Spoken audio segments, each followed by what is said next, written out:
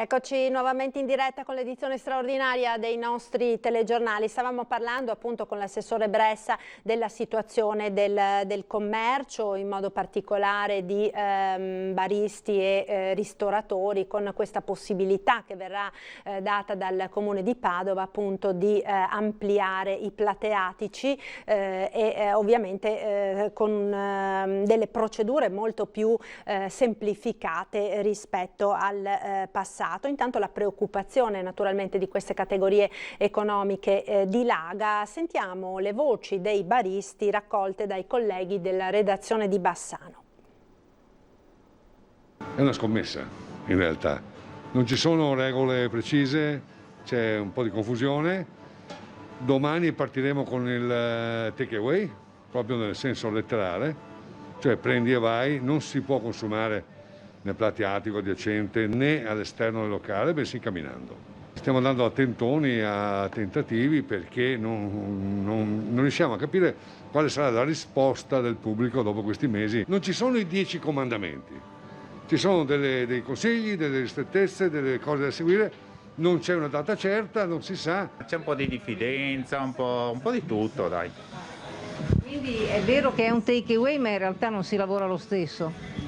Beh, dovendo affrontare un'iniziale spesa per metterci parzialmente in regola, almeno con gel, guanti, mascherine, un budget iniziale di spesa ce l'abbiamo. Solo per recuperare quello, finora non l'abbiamo fatto. Ultimamente si è un po' ripreso un po' di più, si lavora più al mattino perché la gente si muove forse un po' di più, il pomeriggio è un po' tranquillo. Ovviamente dimentichiamoci i temi passati.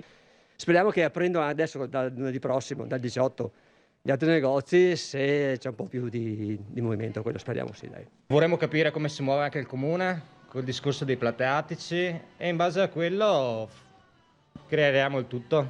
C'è ancora tantissima confusione sia dalla parte del comune che anche da parte delle associazioni, per cui c'è sta confusione che non ci dà maniera di poter muoverci. Ecco, queste dunque le voci che avete sentito raccolte dai colleghi della redazione di Bassano del Grappa, che appunto sono in qualche maniera preoccupati per quelle che saranno anche le condizioni relativamente alla riapertura. Noi ora parliamo di un altro aspetto che ha lasciato e ha destato parecchio sconcerto nel nostro territorio, ed è quello relativo alla scarcerazione di diversi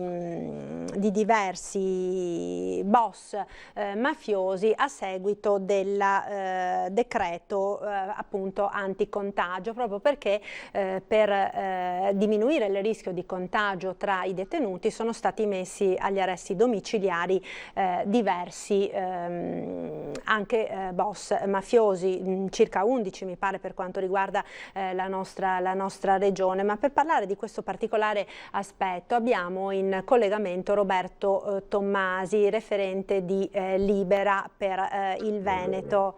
Ecco, la vedo, buona giornata Tommasi, grazie a lei per essere qui con noi e per partecipare a questa trasmissione. Com'è dunque allora la situazione per quanto riguarda il nostro territorio? Perché questo è un problema ovviamente che non riguarda soltanto le regioni del sud, diciamo quelle che solitamente nell'immaginario collettivo vengono associate ai fenomeni mafiosi, ma anche appunto il nostro territorio.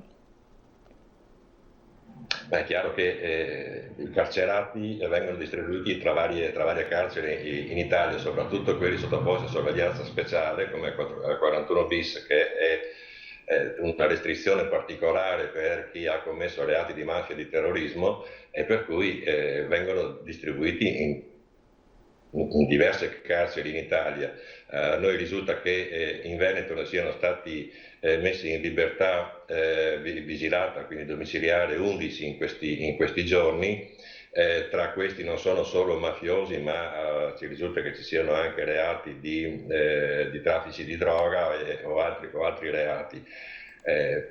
Quello che ci lascia molto perplessi è chiaro che siamo in una crisi socio-economica spaventosa, determinata da questa pandemia che ha colpito tutti, anche nei nostri affetti. ma noi sappiamo anche che le mafie sono subito pronte a intervenire laddove si crea un momento di facilitazione per i loro guadagni illeciti. Sono prontissimi a trarre profitto dalle crisi economico-sociali. Abbiamo visto anche come si siano organizzati in certi territori più fragili, come a sud in Campania, addirittura per portare la spesa a domicilio delle persone. Quindi sono organizzazioni che sono ben strutturate e sono pronte, poi saranno pronte a chiedere il conto, soprattutto nel momento in cui si immette una grande liquidità nel sistema economico per farlo ripartire dopo la crisi. È chiaro che loro sono prontissime ad accaparrarsi finanziamenti nazionali, finanziamenti europei, sono pronti a offrire sostegno, aiuto, denaro liquido ne hanno certamente in abbondanza. È chiaro che lasciare che un detenuto per mafia che non si è mai pentito e non ha mai riconosciuto questi suoi errori esca e vada a casa e che sia lo Stato a offrire questa opportunità di ricchezza, per noi è inaccettabile. Il permesso concesso a questi boss mafiosi di commutare il regime carcerario nel 41 bis in reato domiciliare per noi è abbastanza scandaloso. È chiaro che il diritto alla salute c'è e deve essere garantito a tutti, è un diritto sacrosanto, è un diritto inalienabile, è un diritto che va garantito a tutte le persone che stiano nel carcere o che stiano fuori dai carceri, ma è chiaro, è un diritto che è stabilito dalla Costituzione italiana, è stabilito sul principio della umanità della pena e sulla funzione sociale della pena, e quindi di una rieducazione e non di una vendetta nei confronti di chi ha commesso i reati. Noi ci crediamo da sempre a questo principio e siamo impegnati in tanti aspetti per l'umanizzazione dei carceri, nel rispetto della dignità delle persone, sia di quelli che sono detenuti sia degli operatori del carcere. Ma qui non stiamo parlando di detenuti comuni, dicevo, stiamo parlando di persone che sono responsabili di delitti che noi riteniamo gravissimi, che sono delitti che hanno colpito al cuore la nostra democrazia, hanno ucciso tante persone e tante persone che hanno servito lo Stato con coerenza e con coraggio.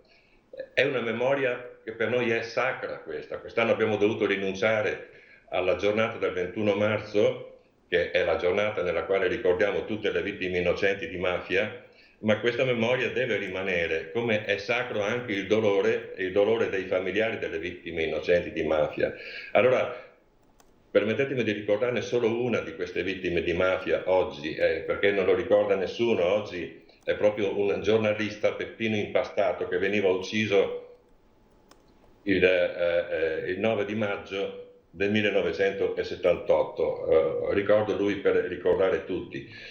C'è un monito di memoria, un monito di dolore che ci obbliga moralmente a costruire una società che sia libera dalle mafie, che sia libera dalla corruzione, una società che è comunque prevista e delineata dagli articoli della Costituzione e che è incarnata nello spirito della Costituzione. E quindi la custodia di questo spirito è importante per noi. Un provvedimento che trasforma la detenzione al 41 bis dei boss mafiosi negli arresti domiciliari va contro questo spirito e contro lo spirito della Costituzione. E infatti mi pare che ci sia già stato un dietrofront, insomma, del governo. Il ministro ha assicurato che ritorneranno quanto prima in carcere, no? Evidentemente qualcosa è sfuggito di mano nell'elaborazione di questo provvedimento, no?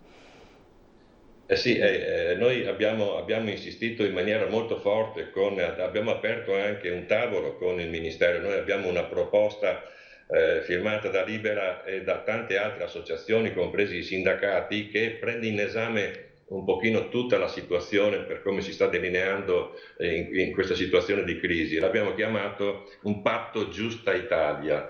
un patto Giusta Italia che vada a occuparsi, e chiediamo al governo di occuparsi dei diversi aspetti, sia per quanto riguarda le politiche sociali, sia per quanto riguarda le povertà educative, quindi per mettere anche i nostri ragazzi in grado di avere un'educazione e una cultura dignitose, che non si rinunci al diritto allo studio e al diritto alla formazione.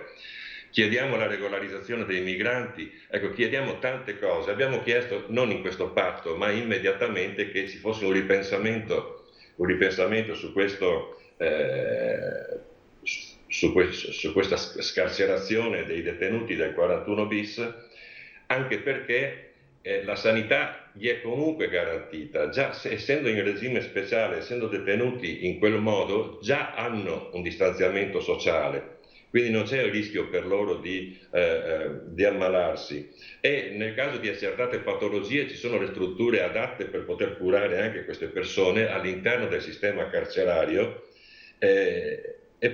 inoltre teniamo conto che nessuno di loro, di questi boss, ha dato segno di ravvedimento, non hanno mai garantito, perché sia garantita giustizia alle vittime e ai loro familiari, e rimetterli in circolazione vuol dire, come dicevo all'inizio, rimetterli in condizione di intervenire in uno scellerato patto di intervento nell'economia, nella sanità. Ricordava il procuratore Cafiero De Rao che oggi ci sono due settori che fanno particolarmente gola, in cui intervengono in maniera molto forte le organizzazioni criminali, e sono chiaramente tutto il settore dell'edilizia come delle costruzioni e il settore della sanità.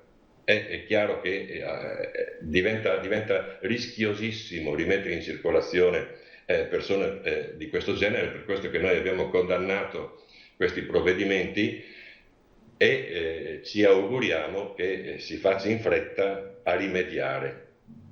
Certo, infatti da più parti si è sollevata grandissima indignazione proprio per questi provvedimenti, insomma, che hanno rimesso non in libertà, ma insomma ai domiciliari, rispetto ad un regime di 41 bis, detenuti di questo calibro. C'è anche chi si è rivolto al capo dello Stato, al Presidente della Repubblica Mattarella. È il caso proprio della Lega di Vicenza. Abbiamo un servizio che è stato realizzato ieri dalla nostra redazione di Vicenza proprio su questo tema. Possiamo vederlo insieme al punto 9 della nostra scaletta per la regia, appunto proprio sulle scarcerazioni di detenuti condannati per reati mafiosi. Rischio di contrarre il coronavirus dietro le sbarre. È così che esponenti di primo piano di clan della Camorra, piuttosto che personaggi implicati in inchieste sul traffico internazionale di stupefacenti o ancora soggetti legati a cosche dell''ndrangheta, sono usciti dal carcere per continuare a scontare la condanna agli arresti domiciliari. 6 quelli che sono usciti nelle scorse ore dal carcere di Vicenza del Papa San Pio X. Farebbero peraltro parte di una lista comprendente altri 376 nominativi. Dura al riguardo la posizione della Lega, che chiede al Presidente della Repubblica di intervenire e alla politica di aiutare lavoratori e imprese. Un segnale gravissimo, noi ci appelliamo anche al Presidente della Repubblica perché intervenga, perché mettere di fatto in libertà queste persone che hanno compiuto, sono indagati per reati molto molto gravi, è un pericolo non solo per la cittadinanza ma per tutto il sistema. Mi appello al Partito Democratico e al Movimento 5 Stelle perché tornino sui propri passi, riportino in carcere queste persone e si occupino effettivamente di artigiani, commercianti e partite IVA. Ecco Tomasi, allora questa è la richiesta del Carroccio Berico che si rivolge al Presidente della Repubblica. La preoccupazione, comunque abbiamo sentito, è unanime. Noi ci dobbiamo fermare proprio per pochissimi istanti di pubblicità, subito dopo torniamo da lei, a tra pochissimo. Di questi boss. Tra l'altro, Tomasi, proprio nei giorni scorsi il prefetto Gabrielli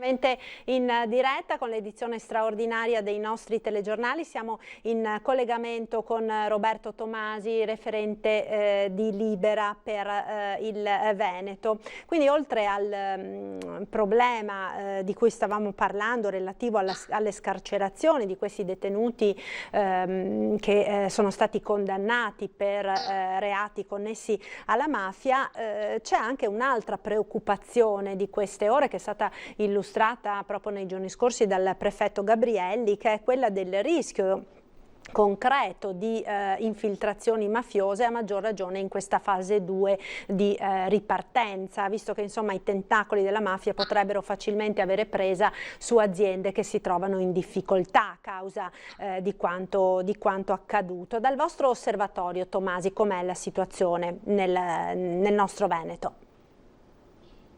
Noi abbiamo la percezione, è difficile naturalmente in questo momento con questo stato di distanziamento sociale avere un po' la giusta percezione. Noi ci sentiamo con i nostri territori tutti i giorni e quello che vediamo è un grande movimento, un grande pericolo per le aziende di fare ricorso a quei fiumi di liquidità che hanno cominciato già a essere messi in circolo dalle mafie. Sappiamo già di fenomeni di usura, anche se al momento i tassi non sono alti come potrebbe sembrare nel tasso usurario.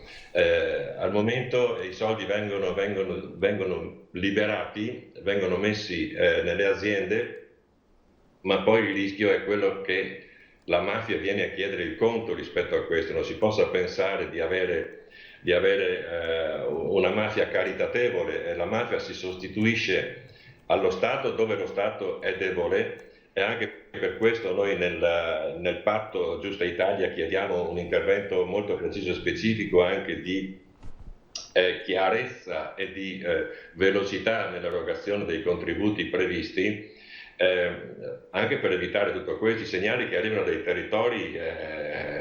Ci sono non solo dalla magistratura, dalle forze dell'ordine, che sono naturalmente coloro che in prima linea hanno il contrasto di questo fenomeno. Sono diventate forti, sono diventate potenti, ci sono anche qui da noi, lo sappiamo bene, e sappiamo bene la grande capacità che ha la criminalità organizzata di approfittare della crisi, che è una crisi sociale ed è una crisi economica. C'è un welfare criminale che si adatta sempre, si adatta alle circostanze, investe le proprie risorse, ma lo fa anche per ottenere consenso, per controllare il territorio. La prova è l'apertura del processo chiamato processo Eraclea, che è il primo grande processo per mafia in Veneto. Però sappiamo che poi passano all'incasso. Quando l'incubo coronavirus sarà messo alle porte, loro passeranno all'incasso. Quindi il rischio sicuramente in questa fase è molto elevato, ed è chiaro che bisogna tenere le antenne molto alte, no? A maggior ragione insomma, in questa fase, visto quanto hanno messo in luce le ultime inchieste proprio nel nostro territorio. Lei citava il caso di Eraclea, purtroppo non è l'unico in Veneto dell'ultimo periodo. Assolutamente, non è solo Eraclea, abbiamo tanti altri. Pensate per esempio al processo che ha condannato la famiglia Multari a Simella tra Verona e Vicenza, pensate alla storica presenza delle mafie del Tronchetto, pensate anche a un capitale sociale che le mafie ottengono cercando consenso nei modi più subdoli, anche in modi che sembrano gentili. Ma poi si passa, qui non vediamo la violenza, non vediamo gli omicidi, ma ci sono altre forme di intervento e di inquinamento nell'economia. Noi abbiamo detto che è scoppiata la pandemia, ma c'è anche un altro virus che infesta il nostro paese, anzi due, sono la mafia e sono la corruzione, perché l'autostrada per le mafie per potersi aprire i mercati soprattutto qui al nord e al nord-est, sono i fatti corruttivi che tutti quanti noi conosciamo. Certo, e sappiamo che proprio in questo momento quindi particolare che stiamo vivendo, che il nostro sistema economico sta vivendo, è particolarmente a rischio, insomma, vista questa situazione. Io la devo salutare, Tommasi, la ringrazio per questo suo intervento. Naturalmente magari torneremo a risentirci, perché sicuramente in questa fase 2 ci saranno molti momenti nei quali bisognerà fare particolare attenzione con la ripresa delle attività economiche e tutte le difficoltà, insomma, che stiamo evidenziando in questo periodo. Grazie allora a Roberto Tommasi, referente di Libera Veneto, per il suo contributo. Noi ora, prima di collegarci con l'unità di crisi della Protezione Civile a Marghera, dove tra poco ci sarà il consueto appuntamento del governatore Zaia, ci colleghiamo telefonicamente con il nostro Lorenzo Maier, perché ci sono delle novità per quanto riguarda la situazione delle spiagge del Lido di Venezia in particolare. Buongiorno Lorenzo. Buongiorno Marta, buongiorno a tutti voi. Quindi che novità ci sono? Allora, le novità di questa mattina sono sostanzialmente due. La prima è che martedì ci sarà una riunione tra tutti gli addetti, gli operatori degli stabilimenti balneari, soprattutto quelli in cassa integrazione. Verrà studiata, scelta una linea comune per valutare se si riuscirà a una riassunzione lampo e quindi ad aprire gli stabilimenti balneari qui al Lido di Venezia. La seconda, che è collegata a questa prima ovviamente, gli operatori gestori degli stabilimenti balneari hanno questa mattina lanciato un appello a cui seguirà una lettera per iscritto, chiedendo al governo che entro al più tardi venerdì prossimo possa dare delle indicazioni chiare sul fatto di una possibile riapertura dal 1° giugno, perché diversamente, se non arriverà questo ok di massima, questa via libera, non si riuscirebbe ad aprire in tempo utile, in quanto qui al Lido non ci sono solo gli ombrelloni, ma ci sono soprattutto le capanne da sistemare, che sono molto voluminose, molto pesanti, che richiedono giorni di lavoro. Queste strutture non possono essere messe ovviamente dalla sera alla mattina. Parliamo, per dare un'idea un po' ai nostri telespettatori, che su tutto l'Arenile ci dovrebbero essere circa 3-4 mila capanne da posizionare in pochissimi giorni, quindi siamo già quasi fuori tempo se il governo e le autorità non daranno un'indicazione chiara su una possibile riapertura dal 1° giugno. Ecco, quindi diciamo questo incontro sarà martedì e da martedì si dovrebbe riuscire a capire che cosa potrebbe accadere sostanzialmente. Lorenzo, ho capito bene? Certamente possiamo sintetizzare così che la prossima sarà una settimana di lavoro decisiva per vedere se si riuscirà a salvare la stagione oppure no, anche perché chiaramente la stagione nel suo clou parte dal 1° giugno e finirebbe il 15 settembre, quindi è una stagione anche abbastanza ristretta nel tempo, quindi c'è bisogno di avere delle indicazioni chiare che verrà data agli operatori la possibilità di aprire oppure no. Peraltro Lorenzo, al Lido di Venezia le capanne sono già state pagate dalle persone insomma, che le hanno prese in affitto? Allora, ogni stabilimento balneare, qui gli stabilimenti balneari su tutta l'isola del Lido sono circa una decina, una dozzina, ogni stabilimento balneare ha delle proprie politiche e si gestisce in maniera indipendente. Chi ha avviato le prenotazioni ha anche detto ovviamente che nel caso in cui non ci sarà apertura della stagione di terra quota verrà restituita, e se ci dovesse essere l'apertura autorizzata con tutti i crismi del caso, ma se qualcuno però decidesse di rinunciare perché non si fida della situazione che si è venuta a creare, comunque ci sarà una restituzione della quota. È chiaro che verrebbe a mancare un ulteriore importante indotto per tutta l'economia dell'isola e della città di Venezia, peraltro. Sicuramente, peraltro so che è abitudine molto diffusa, no? Per i veneziani quella di avere la capanna al lido da un anno all'altro, sempre la stessa, quindi presumo siano in molti, no? Che ormai la considerano la propria capanna. Sì, diciamo che il vantaggio che sia un po' qui a Lido, che come dicevi giustamente tu, Marcia, effettivamente la clientela è una clientela fatta per il 90% almeno di residenti, quindi che prenotano e prendono la capanna, lo fanno in maniera stanziale prendendola per l'intera stagione, ecco, quindi è una quota turistica, ma è una quota comunque minoritaria per quanto riguarda l'utilizzo delle spiagge rispetto a quelle dei residenti, e questo in questo momento di crisi in cui il turismo è bloccato potrebbe essere un vantaggio.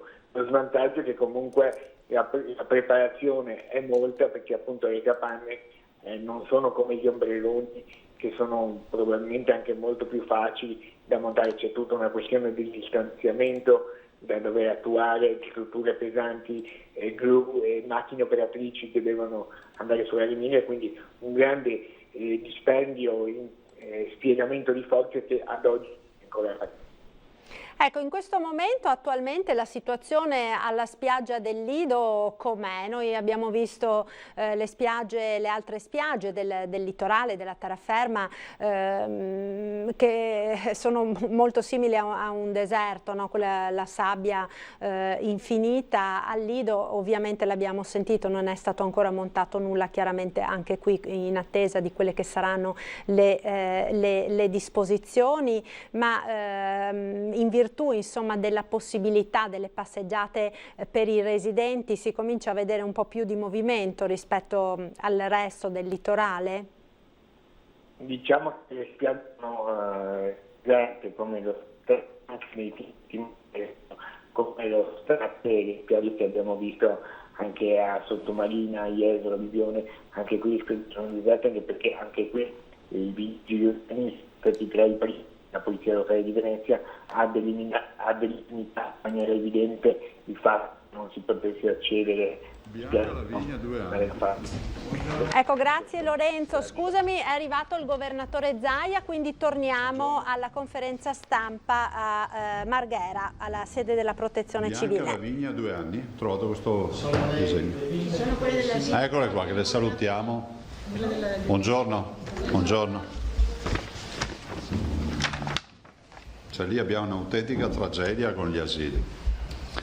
So che l'assessore vi ha incontrato stamattina, mi ha detto, no?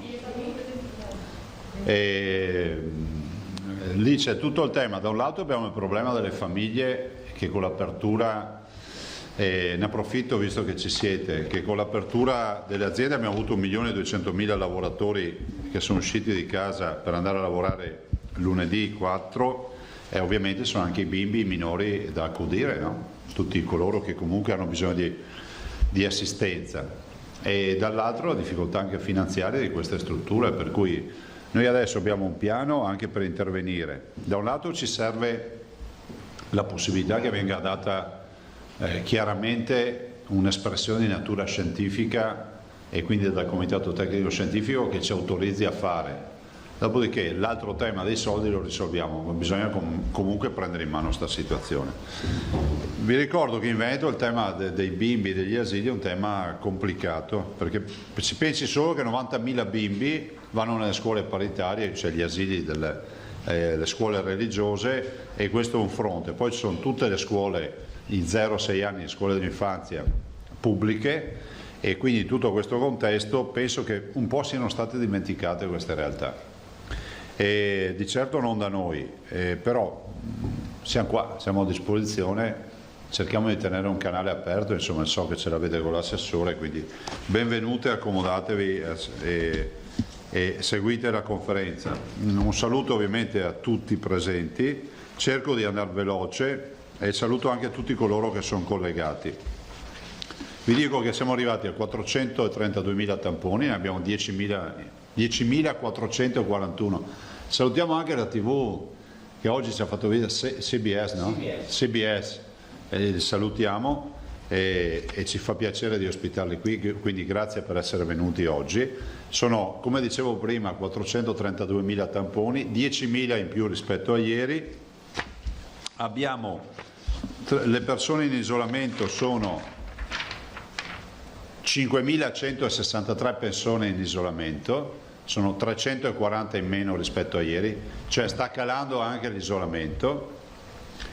Abbiamo il numero dei positivi in Veneto è di 18.671, sono esattamente 53 più di ieri. Non sono numeri che ci preoccupano, cioè 53 nuovi positivi, e in alcuni casi si parla di infezioni in contesti nei quali c'erano dei focolai pregressi. I ricoverati sono 822. Voi avete in mano un nuovo bollettino, io ho voluto continuare con i numeri di sempre, sono 88 in meno rispetto a ieri, quindi 8 e 22 sono 88 in meno rispetto a ieri. Gli 8 e 22 sono così suddivisi: 309 si sono negativizzati, 435 sono positivi. Per le modalità dei bollettini oggi dovrei dirvi non 8 e 22 ma dovrei dirvi 435.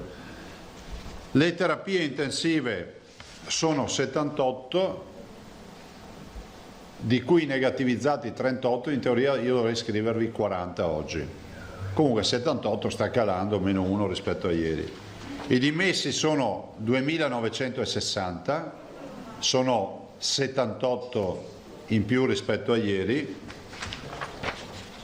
I morti sono 1.252, sono più 9 rispetto a ieri, più il totale quant'è? Per favore. Vediamo anche il totale generale. Guardate, anche sui morti, io vorrei, con tutto il rispetto che ci vuole quando si parla di persone che hanno perso la vita, 1.643 sono i morti totali, ma poi trovate tutto nel bollettino.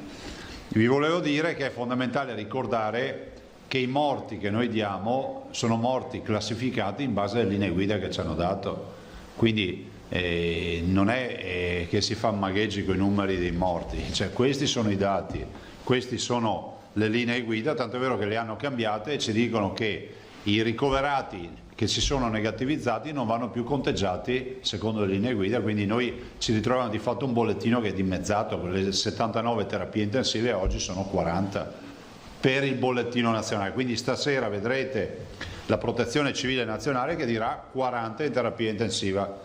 Lo dico ai più distratti, non voi, qualche collega distratto ce l'avete, che dirà, ma Zaia aveva detto 79, allora i 40, cioè, se legge le istruzioni prima dell'uso, insomma, come si dice. Guardate, prima di parlare di due bimbi che ci hanno mandato delle donazioni, vorrei dirvi che stiamo ricevendo tante fotografie, ma tante, di persone che non utilizzano la mascherina. Io penso che deve essere chiaro per tutti che se non si utilizza la mascherina il rischio di ricontagio e di riapertura dei focolai è alto. Rischiamo da un lato di tornare indietro e quindi ripresentare le restrizioni e quindi le quarantene e richiuderci in casa. Dall'altro rischiamo di dar ragione a quelli che dicono che non bisogna aprire. E io penso che sia un impegno che si chiede, che è minimale, quello di portare una mascherina, non è che si chiede a uno di farsi tagliare un braccio, stiamo chiedendo di portare la mascherina. Quindi l'appello a tutti di fare azione di squadra, cioè a noi arrivano delle immagini di persone che sono al supermercato con la mascherina o al collo, addirittura non ce l'hanno. Io vorrei ricordare ai gestori che se si ritrovano qualche cliente irresponsabile lo devono lasciare fuori dal punto vendita, perché nei punti vendita è obbligatorio l'uso della mascherina. Sono arrivate delle foto dell'imbarcadero del Cavallino stamattina, cioè, io capisco che c'è una bella giornata, ci si imbarca e ben venga, ci mancherebbe, ma bisogna utilizzare la mascherina. Allora, alla luce di tutto questo, vi ricordo ancora una volta l'utilizzo del presidio, è fondamentale, è fondamentale. Non dite che poi non l'avevo detto, perché io parteggio per i veneti, sono colui che pensa che si debba riaprire, lo dobbiamo fare in sicurezza, dobbiamo convivere con questa fase importante, però se abbiamo una ricaduta è ricaduta purtroppo per tutti, non per pochi, cioè bisogna richiudere, e sarebbe una tragedia dal punto di vista economico, perché vorrebbe dire richiudere tutte le attività. Per quanto riguarda le attività, io spero che in queste ore il governo si decida di dire qualcosa. Guardate, se avessero deciso di non reiterare, non ripresentare più DPCM, quindi nuovi decreti dal 18, quindi in teoria aprire tutto dal 18, è fondamentale che lo si dica ai cittadini. Non possiamo il 17 sera o il 18 dire le parrucchiere e i ristoranti, i bar o le attività commerciali aprono domani mattina, perché non funziona così. Allora veramente appello che faccio io, che si apra, ma in maniera ovviamente programmata, in maniera tale che tutti noi ci sappiamo organizzare. Anche noi abbiamo un problema, che è quello dei servizi della prevenzione, che devono essere organizzati per nuove aperture. Spero poi che le linee guida siano ragionevoli, che non ci sia qualcuno che applica la sua vena creativa per complicare la vita ai cittadini. La messa in sicurezza è una roba seria, ma deve passare anche a un livello di sostenibilità. Leggo da qualche parte che qualcuno parla di mettere un tavolo ogni 4 metri. Se lo mette a casa sua il tavolo ogni 4 metri, ma non in un ristorante, vuol dire chiudere tutti i ristoranti. Allora dobbiamo capire anche una roba, che un discorso è l'esercizio scientifico, un discorso è la vita reale, che è un'altra roba. Ah boh? Perché se dovessimo mettere in sicurezza la vita dei cittadini, dovremmo dire a tutti: girate scafandrati con lo scafandro, ma non solo per il coronavirus, per qualsiasi roba. C'è sempre il pericolo di un'epatite, di una tubercolosi, di qualsiasi malattia infettiva. Vabbè, ma penso che non ci siano queste indicazioni nella società, no? Ci sono ancora quelli che si ammalano di influenze, di malattie infettive, non è che va bene così, però dico anche che bisogna vivere. Prima di passare le parole vi volevo dire, c'è una roba simpatica. Mi scrive il presidente Denis Martignago della banda di Maser. Maser è una banda musicale e sono tutti bimbi, dai 9 i ragazzi ai 15 anni. E loro hanno una procedura che quando fanno le prove, penso un paio di volte alla settimana, chi dimentica lo spartito a casa deve pagare un pegno, una multina di €1. E insomma ci hanno mandato tutte le loro multe, quindi tutto il raccolto delle multe, e lo dimenticano spesso lo spartito a casa. E quindi grazie alla banda di Maser, al presidente Martignago, e salutiamo anche tutti coloro che, ragazzi e ragazze che sono della banda. Poi c'è la scuola, la classe quinta primaria G. Marconi Molvena di Colcerasa ci ha dato, pensate, Ceresa, sì, scusa, perché c'è un'azienda nel mio paese che si chiama Cerasa, Colceresa e Molvena di Colceresa, €450 donati e praticamente sono dati i soldi della gita scolastica e ci hanno fatto anche un disegno, questo entrerà nella mostra famosa. Siamo sempre oltre 157 milioni di euro di raccolta. E poi c'è una bimba, Giulia Rossi, classe prima di Semonzo, che ha fatto, insomma, ci ha mandato un po' di disegni, e quindi continuiamo a ringraziare tutti questi ragazzi. Domani vi darò notizie sui pulcini. Quanti sono? Come uno? 11. Ah, 11. Ne sono nati 11. E domani ve li porteremo qui in anteprima a vedere. E adesso sono sotto la chioccia, come si chiama? Chioccia artificiale, e sono usciti dall'incubatrice. Sono terribili perché il core in magna e fanno anche tutto il resto in maniera importante, però sono belli, molto belli. Quindi complimenti a Damiano e Ivan che ci hanno regalato le uova. Domande, ragazzi?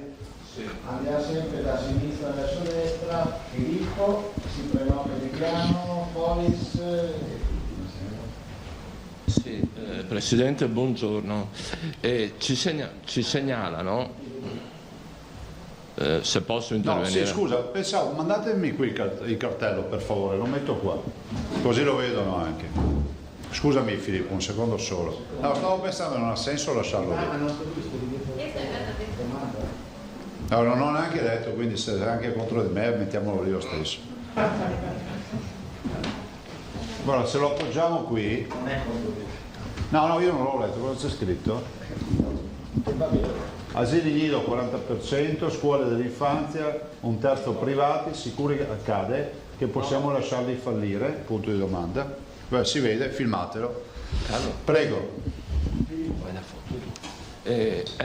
Ci segnalano da più parti un problema che insomma potrebbe avere un qualche rilievo. Non si trovano le mascherine. Io l'avevo detto. Voglio dire, ce lo segnalano da varie città, ultima Padova, dove ci dicono che non sono sparite dappertutto. La gente che vuole comprarle non sa che cosa fare. Penso che io ve lo sto dicendo da quanto? Ve lo stia dicendo da quanto? Un mese e mezzo che sarebbe accaduto questo. Quante volte vi ho detto che bisognava ritirare l'ordinanza? Ogni giorno. Boh, chiaro? Dopo è sempre qui che si distrae, però io lo sto dicendo penso almeno da un mese e mezzo, ma l'ho visto subito il problema.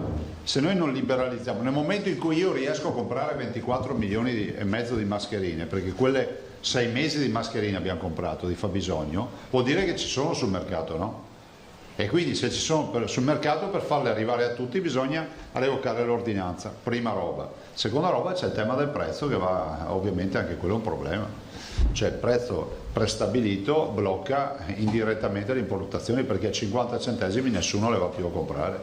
Cioè a 50 centesimi di prezzo fissato per la vendita, lo chiedete al dottore farmacista qui a fianco, dice io non le importo più, non le vado più a comprare perché a me, io trovo farmacisti e mi dicono le vendo al costo mio di 90 centesimi, me le smercio così, ma 90 centesimi sono 40 centesimi in più rispetto al prezzo fissato per ordinanza.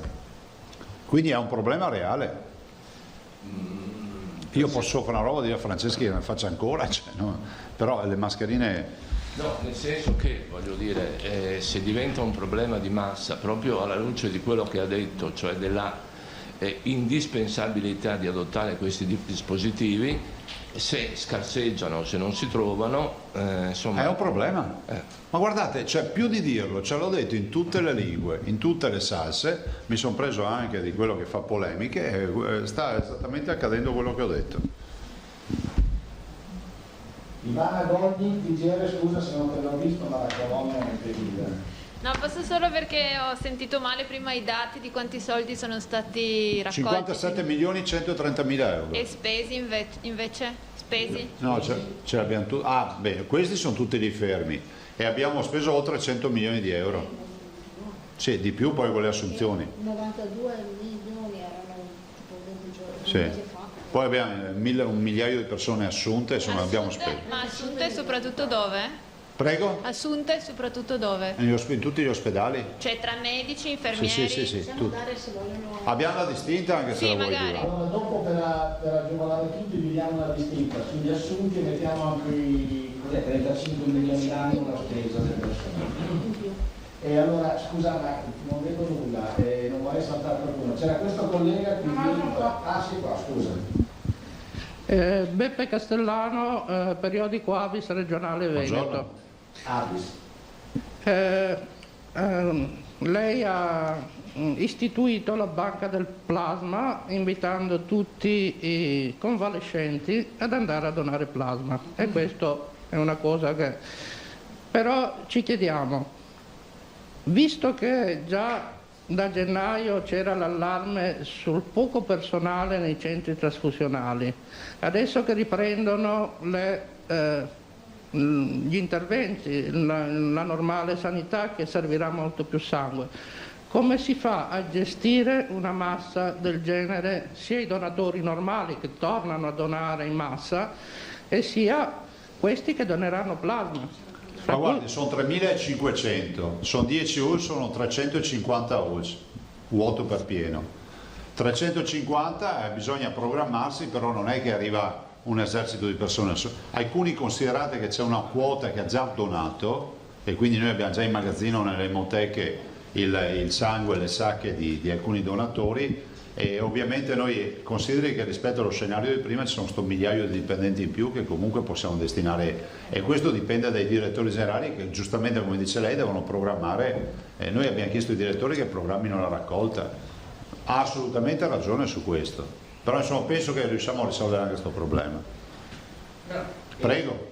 Foris, se no saltato qualcuno che è nascosto. Buongiorno Presidente. Ciao. Io le chiederei questo. Anche oggi, secondo i dati che ha reso noto, c'è un aumento dei positivi e una diminuzione delle terapie intensive. C'è una teoria che viene portata avanti da un ricercatore abbastanza noto a livello internazionale che si chiama Giuseppe Remuzzi, che è un direttore di un istituto di ricerche farmacologiche lombarde, che sostiene che il virus stia perdendo forza durante le mutazioni di questi mesi. È una cosa che risulta anche secondo il comitato scientifico della regione. Posso dire una roba che magari farà incazzare qualcuno? Se perde forza vuol dire che è artificiale. Ragionateci sopra. Perché un virus in natura non perde forza con questa velocità. Se perde forza, probabilmente potrebbe essere allora un virus artificiale.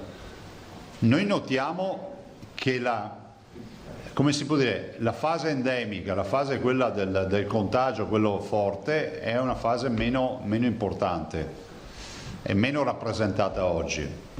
Sono le temperature, sono il virus che è un virus che si è spompato, magari se ne va definitivamente, non abbiamo neanche la recidiva autunnale, magari, però effettivamente io, se volete che vi dica la mia personale opinione, ma non di scienziato, io sono d'accordo con questo scienziato.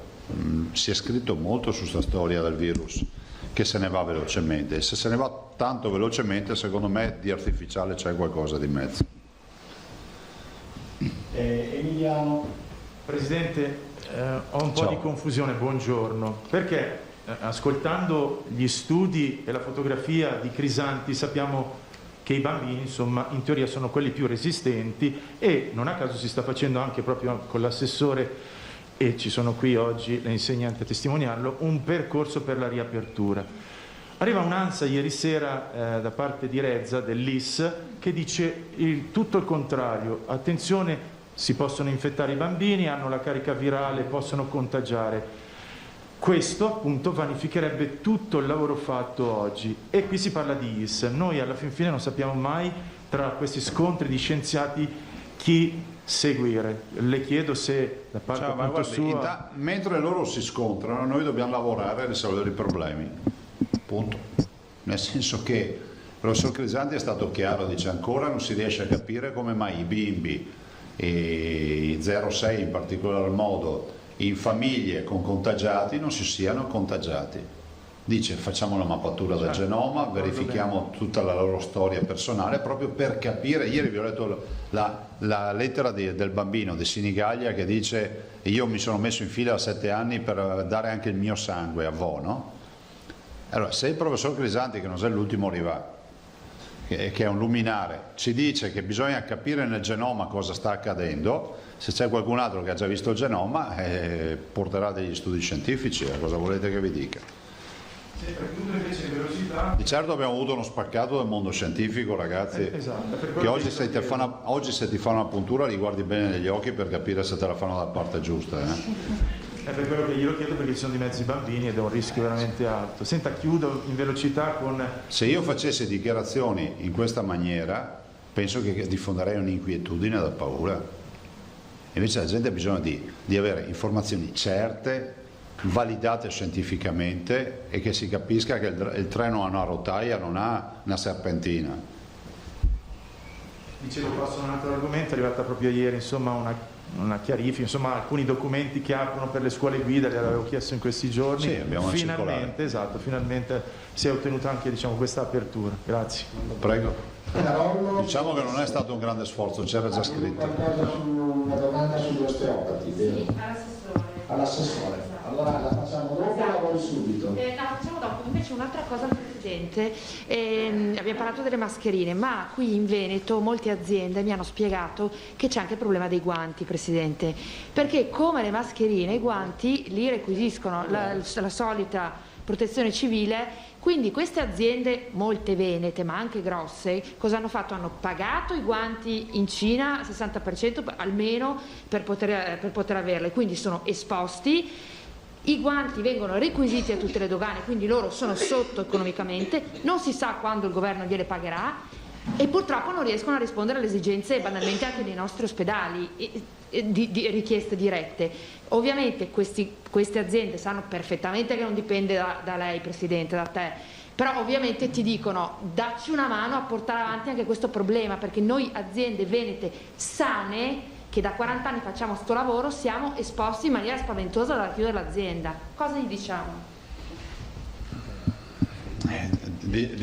Diciamo che noi di questo tema, Francesca, ne abbiamo parlato moltissimo. Io ho denunciato, penso da 1 mese e mezzo, 2 mesi, che saremmo arrivati alla situazione nella quale avremmo avuto la necessità, non avremmo avuto ovviamente il materiale, ma non perché mancasse sul mercato, ma addirittura perché abbiamo creato una condizione per non farlo arrivare questo giro. Allora, a marzo avevamo il materiale che non c'era sui mercati e lo volevamo, adesso c'è ma non possiamo comprarlo. C'è una roba, è lunare sto discorso. Penso che il governo debba intervenire subito da togliere questa benedetta ordinanza, che è quella che... È l'articolo 6 del decreto 18 già convertito in legge.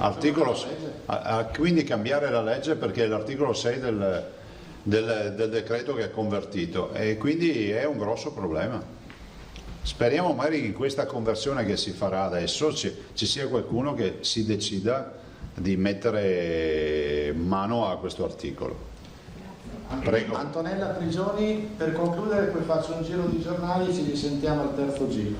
Buongiorno. Ciao Antonella. 2 cose. Nelle interlocuzioni con il governo non c'è la garanzia che il 18 si riapra, da quello che si legge, cioè è ancora nella incertezza più totale, e poi come valuta il fatto che in Germania, che sembrava che il contagio fosse blando, adesso hanno richiuso delle province perché invece ha ripreso. Ma scusate, ce l'avete detto per mesi che la Germania non è il Veneto, no? Adesso noi non siamo la Germania. A me sembra logico, scusate, ce l'avete citato come esempio virtuoso, lo dico a te per dirlo a tutti, come esempio virtuoso rispetto a quelli che non capivano nulla. Adesso loro hanno un problema, non sarà mia colpa nostra. Cioè noi abbiamo avuto fin dall'inizio un percorso diverso, adesso loro hanno il ricontagio e mi spiace, perché comunque guardate, i tedeschi sono dei fratelli per noi, pensate solo quanto hanno contribuito alla crescita di questo Veneto. Quindi se avessero bisogno, lo dico, noi ci siamo come Veneti, sanità del Veneto c'è, perché noi a questo punto abbiamo una macchina da Formula 1 e con il virus che se ne va, finisce che sta macchina ci serve per fare qualche scampagnata il weekend, quindi è a disposizione, è una macchina oleata messa a punto che è in grado di dare una mano. Abbiamo anche l'ospedale da campo se serve, glielo mandiamo su, qualsiasi roba. Rimane poi appunto il dialogo con il governo, è sempre incertezza, pur se si legge il 18 maggio. Io spero che stasera, come accade sempre sabato sera, compaia il Presidente del Consiglio e ci dica le sue, cioè cosa volete che vi dica. Sarebbe già una bella notizia che dicesse preparatevi perché per il 18 io non scriverò più decreti.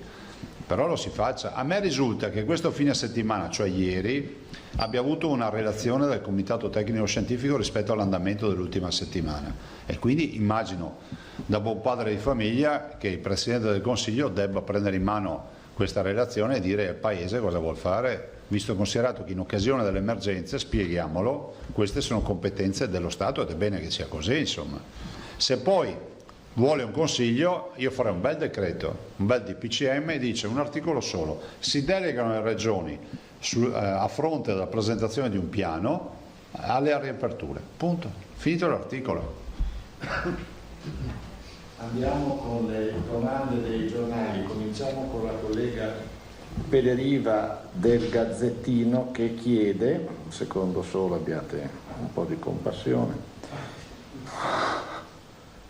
La collega Pederiva chiede: il Presidente ci può dire qualcosa sull'andamento del monitoraggio regionale sui 21 indicatori di rischio fissati dal Ministero della Salute? Guardate, sono indicatori che sembra una battaglia navale, però comunque noi ci siamo come Veneto, non abbiamo problemi. Però mi inquieta perché basta un colpo d'aria e finisce che tu sei fuori, cioè, questo è il vero tema. E poi quando sono fissati gli indicatori. Asca News dal MAS, qualche indicazione sui tempi di possibile riapertura di funivie e impianti di risalita? La Regione sosterrà col governo il loro protocollo? No, ma noi sosteniamo la riapertura di tutto, cioè noi non abbiamo più distinzione di codici Ateco o di altre menate del genere. Secondo noi, nel rispetto ovviamente dei temi sanitari e ovviamente delle indicazioni del mondo scientifico, siamo per provare a riaprire tutto. Ma così la pensano anche i miei colleghi governatori. E alla regionale di Vicenza, alla regione è giunta una bozza di linee guida INAIL sulle riaperture di ristoranti e altre attività? Se sì, che giudizio ne dà? A me non risulta al momento. Non è arrivato nulla.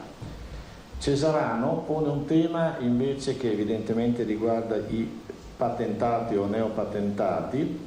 È giunta una domanda in redazione: un figlio in possesso di foglio rosa può fare le guide col genitore a fianco? Sì. E anche senza mascherina. E anche senza mascherina, perché è un congiunto. Risposta. Facciamo i complimenti a Cesarano che il tempo passa e la figlia sta facendo la patente. Sono veramente passati tanti anni. Che è arrivata della sì, c'è anche l'originale. È comunque un'occasione per salutare Cesarano. Non c'era interesse privato. Più di qualche proprietario di seconde case chiede, dice Domenico Basso, direttore di TVA, se sia possibile fermarsi, come dicevamo ieri, in caso di lavori più lunghi, più di una giornata. Lei pensa di modificare l'ordinanza in questo senso? No. Nel senso che non è il limite oltre il quale non riusciamo ad andare perché ci cade l'ordinanza. Nicolussi Moro, Corriere del Veneto. A Padova cominciano ad aprire negozi di calze, gioiellerie, abbigliamento non da bambini. La gente consuma gelato, caffè e brioche per strada, sulle panchine, sotto gli occhi dei vigili. Tanti portano la mascherina sotto il naso, nessuno ha i guanti. Forse gli scienziati hanno ragione a non fidarsi di noi. Ma che gli scienziati abbiano sempre ragione, c'ho qualche dubbio. Sul fatto che accadano queste cose sono attività che non debbono, come si può dire, sono comportamenti che non sono assolutamente in linea con quei comportamenti che si debbono avere, l'uso della mascherina, i guanti o l'igienizzazione. Non vi aggiungo altro, non so niente di queste attività aperte, che poi siano aperte con i vigili che vedono lo trovo anche strano, appunto. Ma non so nulla, lo sento adesso. Michele Correda, Radio Conegliano, finiamo il primo giro, un commento alla proposta di tutti i partiti di istituire nel giorno del 20 febbraio la giornata dei camici bianchi. Ma io penso di sì, ma io addirittura, guardate, in tempi non sospetti ho proposto una giornata in memoria di tutti coloro che hanno perso la vita, che è un tema assolutamente toccante e importante per questo Paese. Potremmo mettere assieme le due cose, ma comunque guardate, io penso che sia giusto ricordare chi ha perso la vita e chi ha lavorato per salvare delle vite umane, punto. Da destra verso sinistra, mani alzate, solo Filippo. Prego Filippo. Io ho due ordini di domande, o meglio due domande. La prima, torno sulle mascherine, perché abbiamo appreso che la norma che prevede la confisca di questi prodotti alle dogane è addirittura legge, quindi siamo oltre il decreto, da una parte. Dall'altra c'è un prezzo fisso, un prezzo contingentato. Mi sembra che così il problema sia difficilmente solubile se non si modificano i fattori. Allora, in attesa che succeda qualcosa, non è ipotizzabile da parte della Regione una iniezione di questi articoli? In questa fase non riusciamo.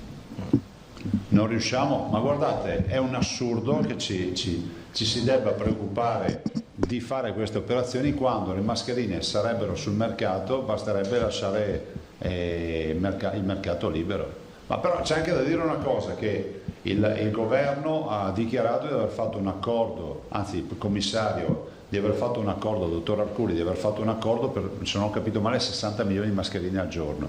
Immagino arriveranno anche queste a questo punto, no? L'altra domanda invece riguarda la questione elettorale. Sappiamo che lei è un fautore della data di luglio. Incallito.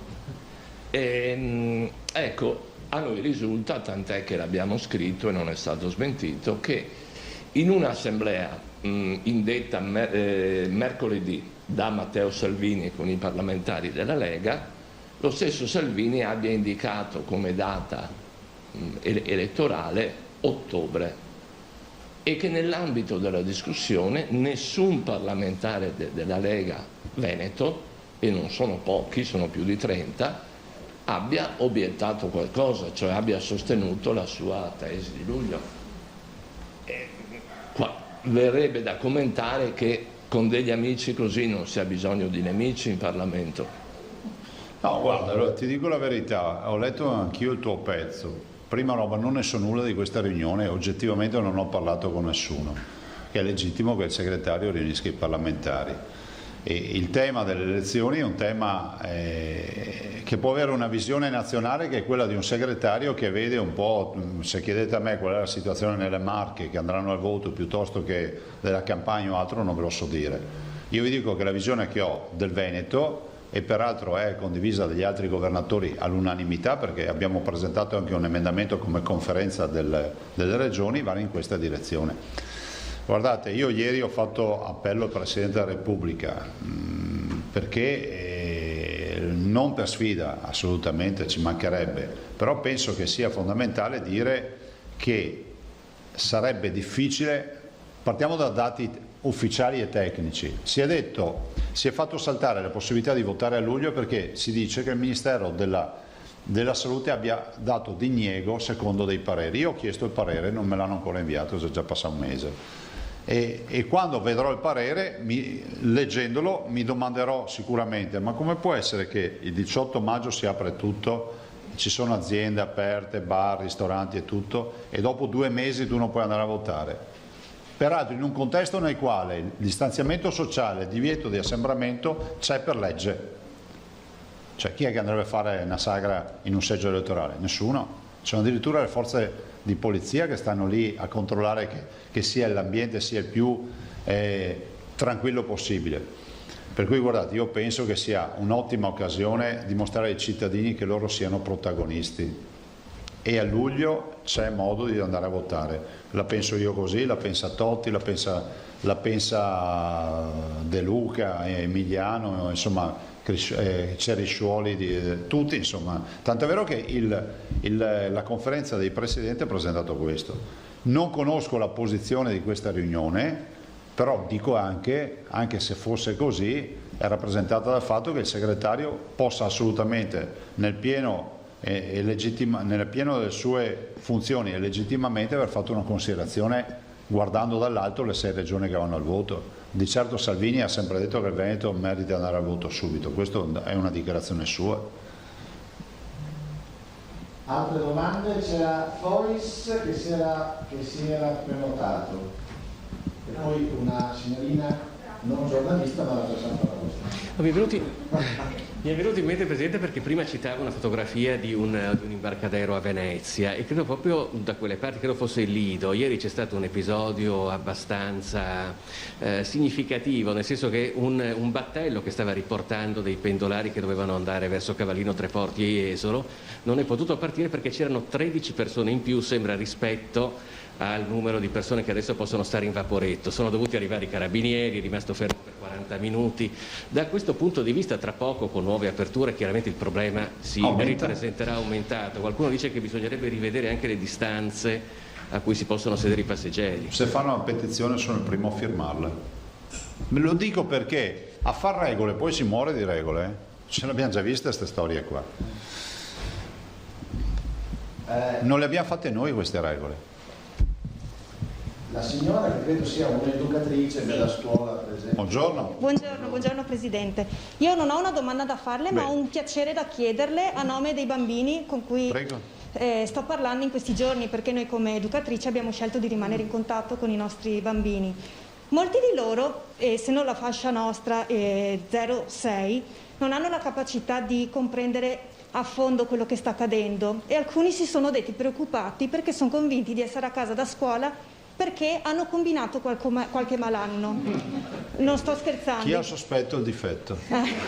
Può anche essere, però alcune mamme sono dette preoccupate perché questi bimbi non riescono a capire che tutte le scuole sono chiuse. e che se pensano di vivere questa cosa proprio come se fosse colpa loro. Quindi magari si può dichiarare e dire a tutti i bambini che effettivamente loro devono stare tranquilli, possono stare tranquilli, che le scuole comunque riapriranno, per adesso sono tutte chiuse. Guarda, io ti ringrazio. Io ho più sostenitori tra i bimbi che tra gli adulti. Appunto per quello le volevo chiedere. So che molti addirittura litigano per assistere, per avere la TV accesa a quest'ora. No, io dico ai bambini che tanto sono stati i veri protagonisti di questa tragedia e sono stati bravissimi i bambini, quei bambini delle scuole elementari, dell'asilo, sono stati bravissimi perché hanno rispettato le regole. Penso ormai un migliaio di disegni, c'è una roba allucinante quanti disegni ci hanno mandato, belli, tutti belli, e quindi i bimbi sono stati bravi e loro non sono in casa perché c'è una punizione, sono in casa perché sono stati bravi e perché con il loro sacrificio stanno difendendo gli adulti e in alcuni casi stanno salvando la vita ai nonni e alle nonne. Questo è quello che stanno facendo i bambini. I bambini sono i veri eroi di questa tragedia. I bambini e i ragazzi, che sono quelli che più hanno rispettato le regole, sono quelli che poi mi mandano anche le foto di quelli che al supermercato vanno senza mascherina. Quindi niente paura ai bambini. È una rassicurazione anche per noi, se ci può garantire che potremo tornare Voi al nostro... siete state cattive, dovete stare in casa. No, però in realtà vorremmo uscire e vorremmo poter tornare al nostro lavoro. Io so quanto amiate voi il vostro lavoro e prova ne sia anche da questa espressione, da questa domanda. Pensate che queste operatrici magari il sabato mattina avrebbero anche qualcos'altro da fare nella vita piuttosto che venire qua a presentare giustamente le loro ragioni, che non sono problemi individuali, sono problemi della collettività, e voi vi occupate di quello che è la parte migliore della nostra società, no? È il nostro futuro. Sì, esatto. E penso che noi vi siamo a fianco, però con tutti i limiti che abbiamo, che sono quelli di non avere un'autonomia decisionale rispetto a voi, della delicatezza del mondo che rappresentate.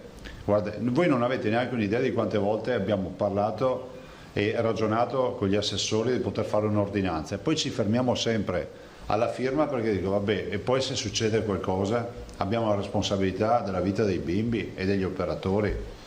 Se il governo ci desse una mano, che ci fa, non dico una liberatoria, ma che ci sia un parere di natura scientifica, magari potremmo già iniziare a scrivere qualcosa su qualche ordinanza. Però è una tragedia. Sì, per le famiglie e per tutti. Le famiglie non ne parliamo. Esatto. Grazie. Prego, grazie a voi. E lasciare la parola all'assessore Lazzarini sul... Grazie, buongiorno. Ci vediamo domani. E invitiamo anche tutti i bimbi domani perché ci sono i pulcini, c'è una novità sui pulcini. La domanda della collega riguardava, mi pare, gli osteopati, vero Carolo? Sì. L'attività degli osteopati. È molto complesso, nel senso gli osteopati sono compresi in un codice ateco, quindi in teoria potrebbero lavorare per altri motivi, cioè la loro situazione non è chiara. Ovviamente loro vorrebbero appunto un po' di chiarezza, vorrebbero poter lavorare come ad esempio succede negli studi di fisioterapia, quindi chiedono a lei se può dare una mano, fare chiarezza e capire in che ambito possono muoversi. Ma noi allora loro, come ricordava, possono lavorare, no? E come io prima ho incontrato i dentisti, anche loro possono lavorare, ma con tutte le difficoltà e anche sicuramente con la diffidenza delle persone, insomma, che è un po' spaventata. Allora noi quello che possiamo fare è quello di cercare di vedere se riusciamo a dare qualche messaggio che vada in questa direzione. Dopodiché queste sono tutte quelle categorie che oggi, per quanto ci riguarda, con le precauzioni, con l'utilizzo di DPI, con il momento appunto anche degli ambulatori e quindi delle sale d'attesa e quant'altro, con quindi l'appuntamento, il distanziamento, lo possono fare. Quello che possiamo noi dire e fare è quello, insomma, di dare indicazioni in questo senso. Quindi comunque possono lavorare? loro sono quelle categorie che oggi sono autorizzate a lavorare. Ok, grazie mille. Se posso Carlo, no. Sì, prego. No, volevo solo... Ti interrompo, non andatevene perché ne approfittiamo della presenza dell'assessore Bottacci, visto che avete le cronache aperte, per la valanga di Cortina vi deve dare un aggiornamento. Sì, no, rispetto al personale, visto che avete fatto la domanda, c'era la TGR che ha fatto la domanda sulle assunzioni del personale, no? Poi nel pomeriggio vi mandiamo, Carlo, me lo mandano l'aggiornamento, però l'aggiornamento che noi avevamo al 34, quindi a fine aprile, quindi 8 giorni fa, era di 1044 nuove assunzioni, suddivisi tra operatori sociosanitari, infermieri e medici. Ma sono tutte a tempo Indeterminato. Abbiamo la settimana scorsa, il 4, c'è stata una nuova crite, perché noi nel frattempo abbiamo, dando indicazioni e quant'altro, abbiamo detto a tutti i direttori generali: chiedete se avete bisogno di ulteriore personale, e nella crite di lunedì 4 maggio sono state chieste quindi assunzioni nuove di personale, e Azienda Zero sta già mandando avanti 3 avvisi per 105 assistenti sanitari, 105 tecnici di laboratorio e 10 medici di malattie infettive che scadono il 13 di maggio. A seguito della crite del 4 di maggio, quindi lunedì, le aziende sanitarie tutte hanno chiesto ulteriore personale e quindi sono stati indetti avvisi da parte di Azienda Zero per 105 assistenti sanitari, 105 tecnici di laboratorio, e quindi rispondiamo anche al discorso dei laboratori trasfusionali e quant'altro, 10 medici di malattie infettive. Il bando scade il 13 di maggio, quindi si vanno a sommare a quelli che abbiamo già detto, i 1044, e questi sono a tempo determinato, quindi questi 210-220 persone in totale sono a tempo determinato. Il bando scade significa che hanno tempo fino al 13 di maggio per richiedere? Sì, per fare la domanda in Azienda Zero, e poi quindi possono subito andare all'interno delle aziende. La spesa complessiva è di circa 35 milioni in più fino ad oggi per quanto riguarda il personale. Quindi noi con questi andremo a 1300 circa assunzioni nuove fatte. A partire da subito, da quando No, voglio dire, i 1300 da quando sono partiti la prima settimana, secondo me i primi di marzo, cioè subito dopo il 21 abbiamo subito dato i primi 400 assunzioni in più, poi c'è stata un'altra crisi, adesso questo, quindi secondo me dai primi di marzo.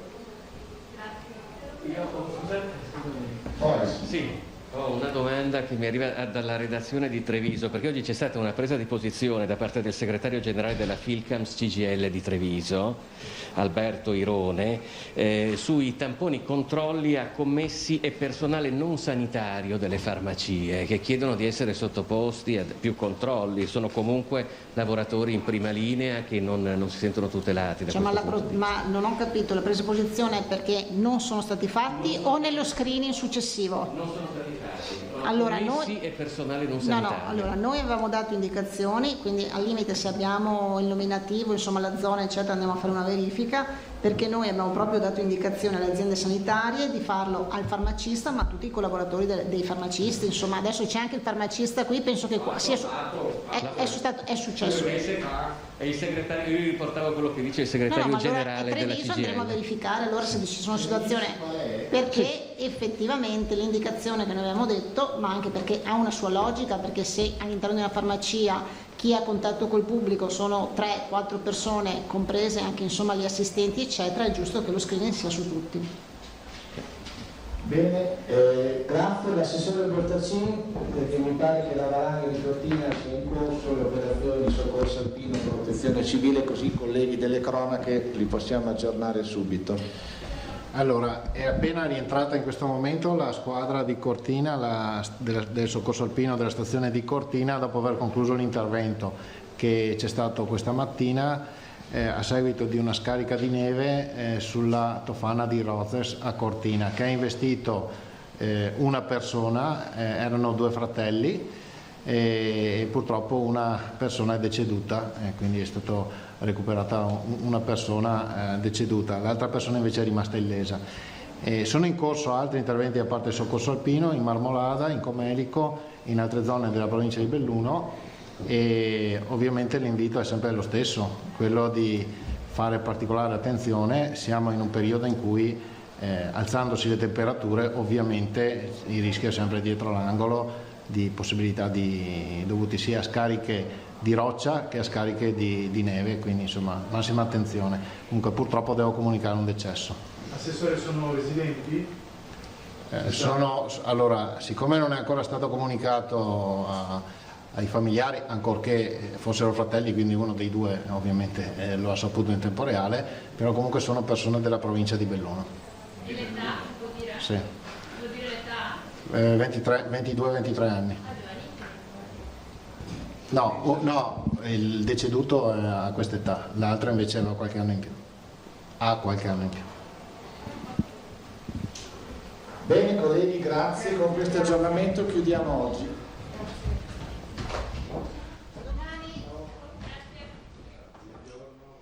Eccoci, allora siamo nuovamente in diretta con l'edizione straordinaria dei nostri telegiornali. Appunto avete sentito la conferenza stampa di Zaia, terminata con questa notizia di cronaca di poco fa, di questa valanga a Cortina che ha travolto un gruppo di sciatori. C'è stato anche un decesso, l'avete sentito dalle parole dell'assessore regionale Bottaccin. Ci collegheremo appena siamo pronti, se la regia me lo fa sapere, con la collega della redazione di Belluno, Tiziana Bolognani, per avere appunto ulteriori notizie su questa tragedia che si è verificata oggi a Cortina, questa mattina appunto sulle Tofane. Avete sentito dunque quelli che sono gli elementi fondamentali, insomma, della conferenza stampa di Zaia. Riepiloghiamo velocemente quelli che sono i dati relativi all'andamento dell'epidemia nel nostro territorio, che sono stati appunto forniti dal governatore pochi minuti fa. 432.114 tamponi più 10.000 rispetto a ieri. Possiamo anche mandare la tabella. Poi abbiamo 5.163 soggetti in isolamento, meno 340 rispetto a ieri. I positivi sono in totale 18.671, più 53 rispetto a ieri. I ricoverati complessivamente 822, con un calo di 88 persone. Di questi 822, in base al nuovo conteggio che viene effettuato, così come ha specificato appunto ieri il governatore, di questi 822 309 sono negativizzati e 435 sono positivi. I ricoverati in terapia intensiva sono 78. I dimessi 2.960, quindi più 68, anzi più 78 rispetto a ieri. Le persone decedute complessivamente sono negli ospedali 1.252, più 9 rispetto a ieri, per un totale di persone che hanno perso la vita nella nostra regione a causa del coronavirus di 1.643. Quindi questa è la situazione per quanto riguarda la diffusione dell'epidemia. C'è anche un dato significativo, ed abbiamo un servizio che possiamo vedere insieme in attesa di collegarci con la collega Tiziana Bolognani, servizio, dicevo, che è stato realizzato dalla nostra redazione di Padova, relativo al focus su Vo, questa comunità, insomma, che è al centro proprio degli studi internazionali, visto che era stata tamponata l'intera comunità prima e dopo il lockdown, quindi l'istituzione della zona rossa, con questo ulteriore giro di tamponi che è stato fatto in questi ultimi giorni per analizzare appunto gli anticorpi e l'andamento del virus. Sentiamo quindi questo servizio. Da paese simbolo di un'emergenza sanitaria che ha stravolto il mondo, primo cluster veneto, ad esempio virtuoso di come il contagio si possa contenere. Vo Euganeo dopo quasi 3 mesi vede la luce fuori dal tunnel. Nel piccolo comune dei Colli Euganei è rimasto solo un positivo e poi sarà finalmente Covid free. Il risultato di uno screening importante, anzi di due screening importanti che hanno permesso di azzerare il numero di positivi a Vo. La chiusura delle 2 settimane attraverso il cordone sanitario ha fatto maturare a Vo e ai cittadini di Vo un grande senso di responsabilità, unita tra l'altro alla volontà di recuperare quell'immagine iniziale di Vo che non era sicuramente positiva. Grazie alla decisione del governatore Luca Zaia e alla geniale intuizione del virologo Andrea Crisanti, l'intero comune il 22 febbraio venne sottoposto a tampone e poi nuovamente decise di sottoporsi ad un secondo screening che provò l'efficienza dell'aver isolato e scovato i positivi asintomatici. Solo così i contagi vennero limitati a 88 persone e solo 3 i decessi. Quando anche l'ultimo positivo si negativizzerà, non ci saranno feste in paese, ma ognuno brinderà in casa al successo con il vino dei Colli Euganei. Stapperemo 3.200, una bottiglia per ogni abitante. Il sindaco Giuliano Martini, farmacista del paese, è orgoglioso dei suoi concittadini che ringrazia di cuore per l'esempio dato al mondo intero. Un grazie particolare va ai bambini che si sono sottoposti anche al terzo esame, quello del sangue, piccoli volontari ma con un grande senso di responsabilità. Un ringraziamento a tutti i bambini e tutti i genitori che con un senso proprio ma anche di ringraziamento nei confronti degli operatori della sanità veneta che ha permesso di salvare molte vite umane. E direi che molti bambini di Vo molti di loro hanno ancora i nonni, perché sicuramente se questo non fosse stato fatto, se i 2 screening non fossero stati fatti, piangerebbero sicuramente qualche nonno in più. È un senso di riconoscenza reciproco, un senso di gratitudine.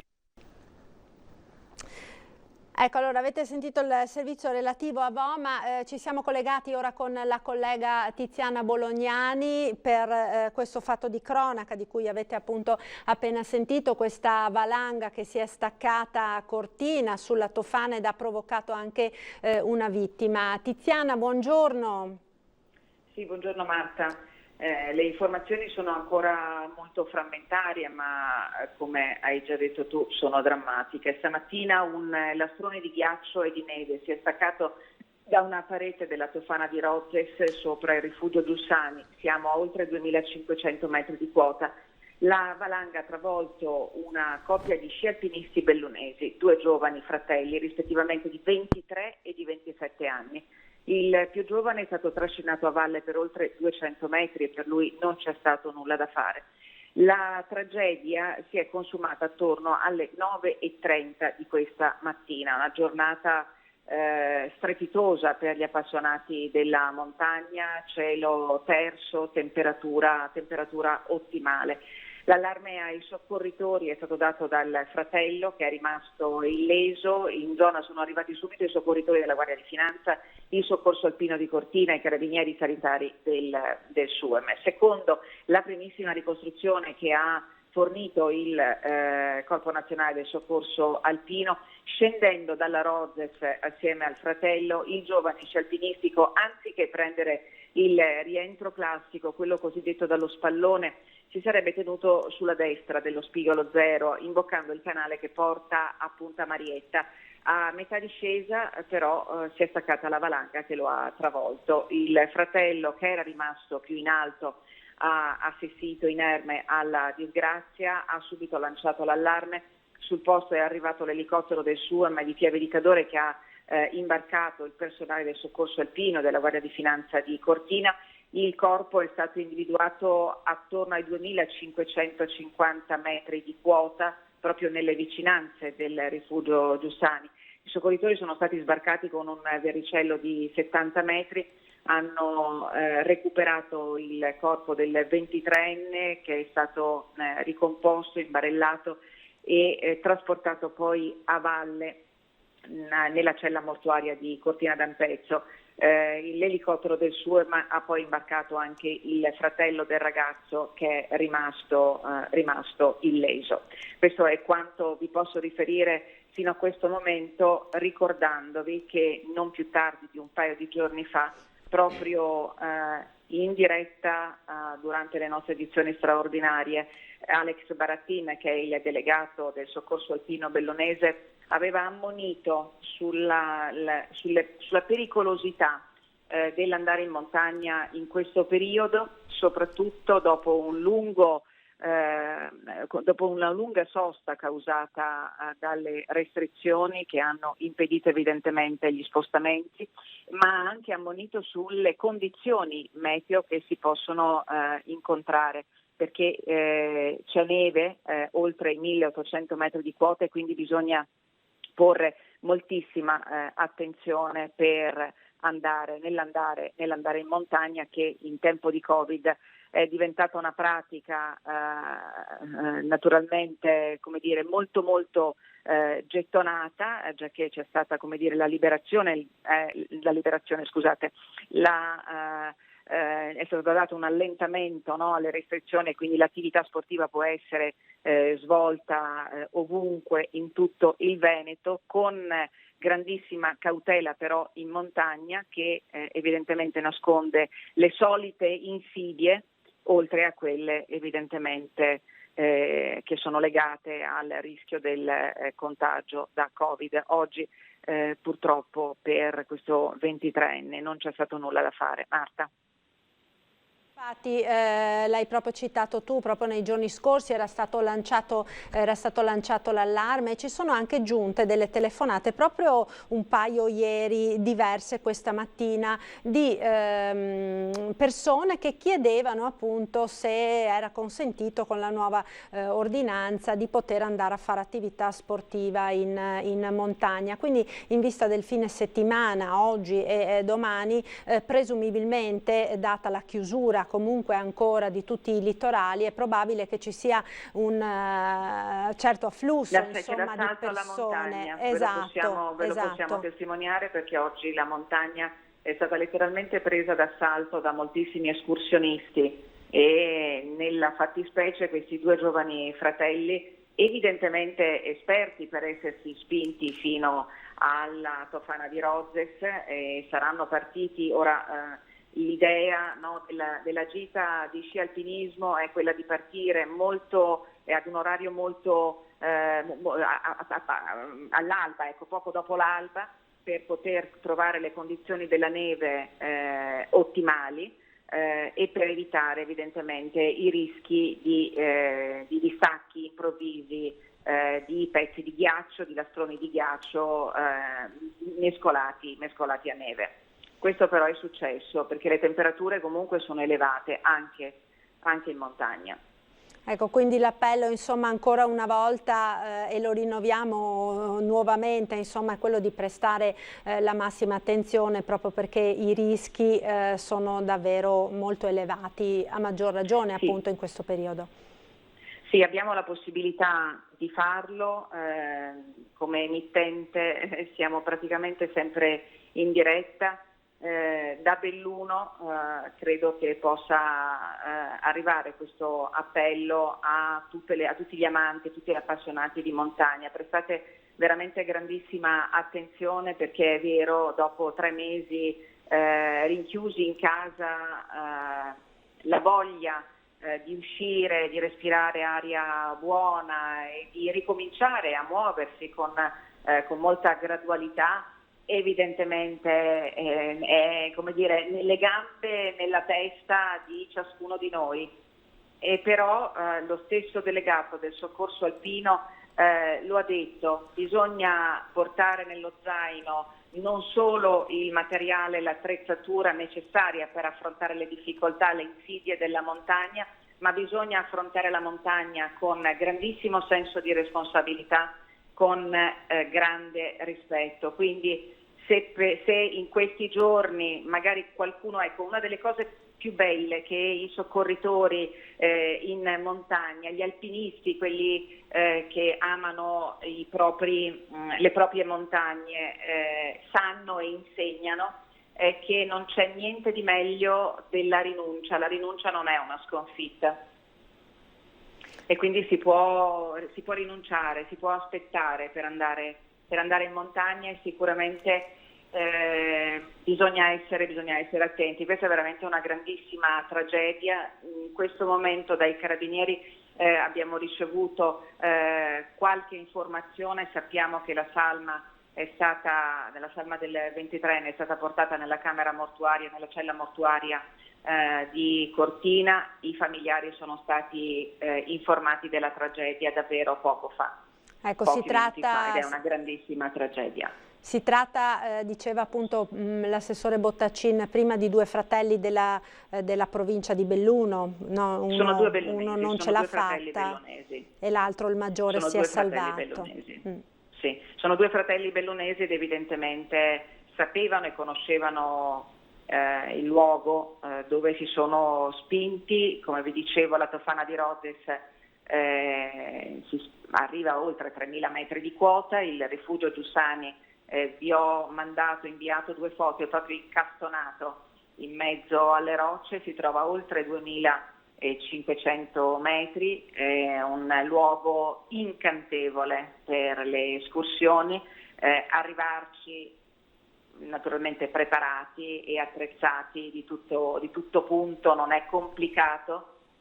In questo momento però oltre 1.800 metri di quota è presente ancora la neve in montagna, e la neve associata al rialzo delle temperature, siamo oramai nel mese di maggio, può nascondere ancora problemi legati a distacchi valanghivi improvvisi lungo i versanti.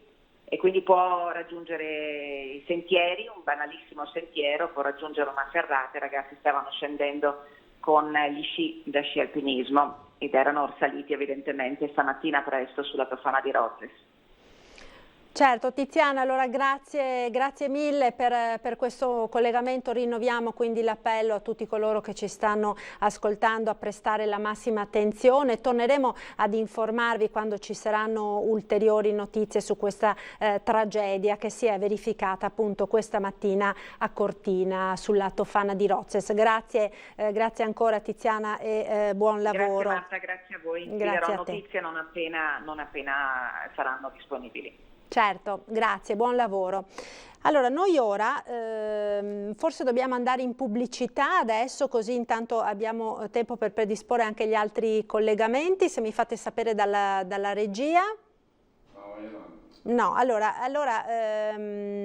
vediamo intanto, apriamo questa parte relativa alla situazione del lavoro, no? Stavamo dicendo ancora all'inizio della diretta, ne ha riparlato poi il governatore Zaia per quanto riguarda la questione delle riaperture, di come siano tanti i lavoratori coinvolti, le aziende coinvolte in questa situazione di notevole difficoltà, perché oltre alle imprese che hanno potuto riaprire ce ne sono tante in attesa come appunto i bar dei quali abbiamo parlato, ristoranti, negozi, ma ce ne sono anche altre che non hanno proprio alba di quando potranno tornare a ripartire. Stiamo parlando nello specifico di tutte quelle imprese, di tutti quei lavoratori che sono legati alle attività degli spettacoli, i concerti, le manifestazioni pubbliche. Per il momento ovviamente è stato tutto annullato, e quando noi pensiamo per esempio ad un concerto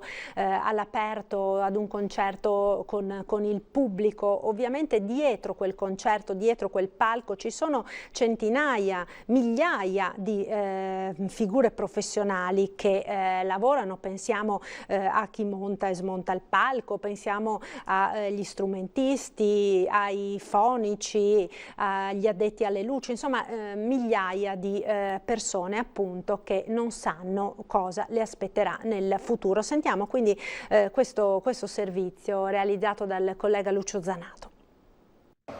Qua per le coperture dei palchi che c'è circa 4.500 metri quadrati di PVC, di strutture, 4.500 metri quadrati. Qua che c'è tutta una serie di pavimentazioni, qua che c'è alluminio per le coperture. Descrive la sua azienda Armando Sartoretto con l'orgoglio di chi racconta 40 anni di grandi spettacoli. Lui che giovedì ha compiuto 80 anni proprio non se li sente addosso, pronto a ripartire ancora una volta se non fosse per il contagio. Nel capannone di Ozzon c'è una vita di palchi, dal primo fatto quasi per sfida a Gorizia, per gli Iron Maiden, ai Sanremo, fino al casalingo home delle ultime edizioni. Tutti fatti con lo stesso spirito. Ho fatto anche non il palco completo, per dire Michael Jackson. Vuoi lavorare anche con Madonna. Un'azienda trevigiana conosciuta in tutto il mondo che ora, come tutte, risente del contagio. Noi che viviamo di assembramenti, quindi di eventi con il pubblico, non abbiamo una certezza di una data di riapertura. C'è chi parla di eventi in estate inoltrata e solo all'aperto, chi addirittura solo dalla primavera 2021. Con questi tempi è impossibile resistere, soprattutto se non arrivano i sostegni dallo Stato. I nostri ragazzi sono tutti in cassa integrazione e devono ancora percepire il mese di marzo e quindi è un momento molto critico e molto delicato. Chiare le richieste per poter tornare a costruire palchi e soprattutto per garantire occupazione. Dei provvedimenti specifici per il settore dello spettacolo, degli eventi, in modo che se ci sono anche gli enti che prendano coraggio a organizzare qualcosa quest'estate, magari in forma minore, con le dovute distanze sociali, che ci siano dei fondi perduti e che vadano a sostegno a quelle imprese del settore che stanno soffrendo maggiormente. Intanto papà Armando continua a girare per il capannone dove tutto è pronto per ripartire, ricordando chi tra i tanti una volta giù dal palco è diventato anche un amico. Venditti, Antonello Venditti mi è stato tante volte a casa sua. Venditti, anche Zucchero, abbiamo parlato tante volte assieme. Una vita straordinaria quella di Armando dei Palchi, quasi una trama per un musical dedicato alla voglia di fare tipica dei veneti. Tornando indietro, la rifarebbe sta vita? Con l'esperienza che ho, sì. E lo consiglierebbe un giovane? Se ha buona volontà di lavorarsi, di impegnarsi. Ecco, allora avete sentito quindi la situazione difficile nella quale si trovano anche questi lavoratori. Noi ora ci fermiamo per qualche istante di pubblicità. Rimanete con noi, a tra poco.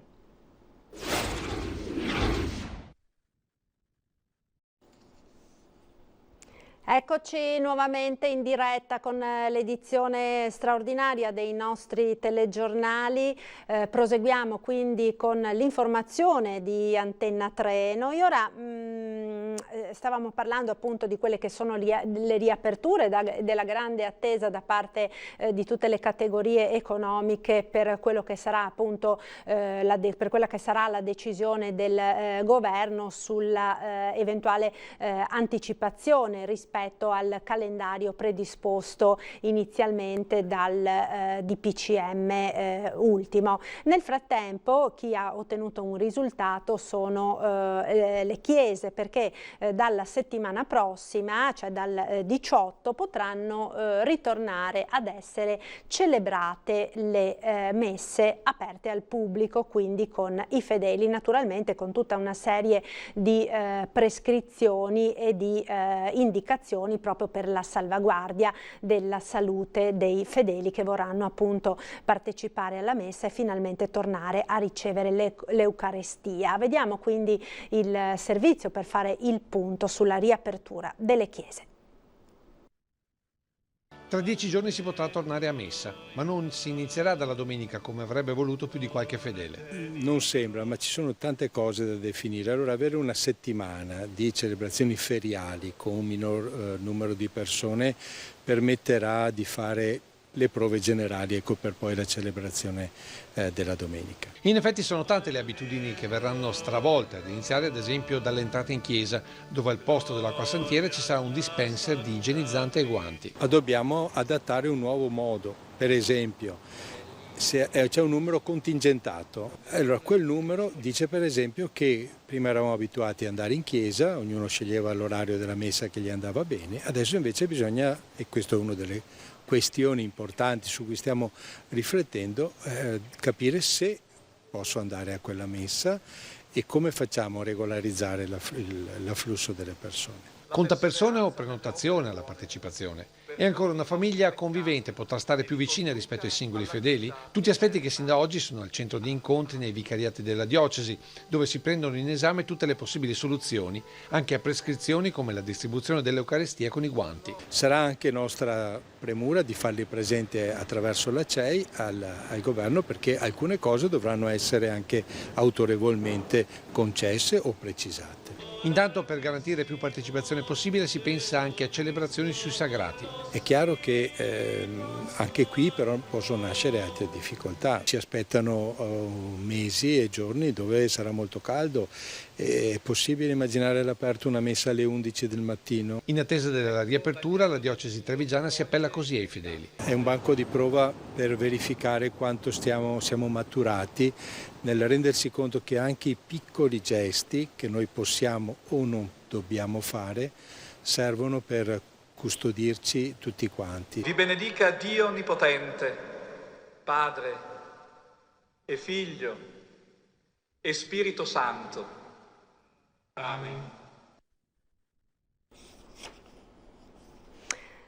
Ecco, questa quindi è la situazione per quanto riguarda le messe e quelle che sono le preoccupazioni anche naturalmente dei sacerdoti. Un altro settore, dicevamo in apertura, di baristi e parrucchieri, un altro settore che sta pagando molto questa fase, quindi in grandissima difficoltà, è quello delle palestre, quello del fitness. Ne abbiamo parlato con i titolari di una palestra, di un centro di CrossFit di Montebelluna che per sopravvivere, come stanno facendo moltissimi altri loro colleghi, hanno avviato un programma di allenamento online.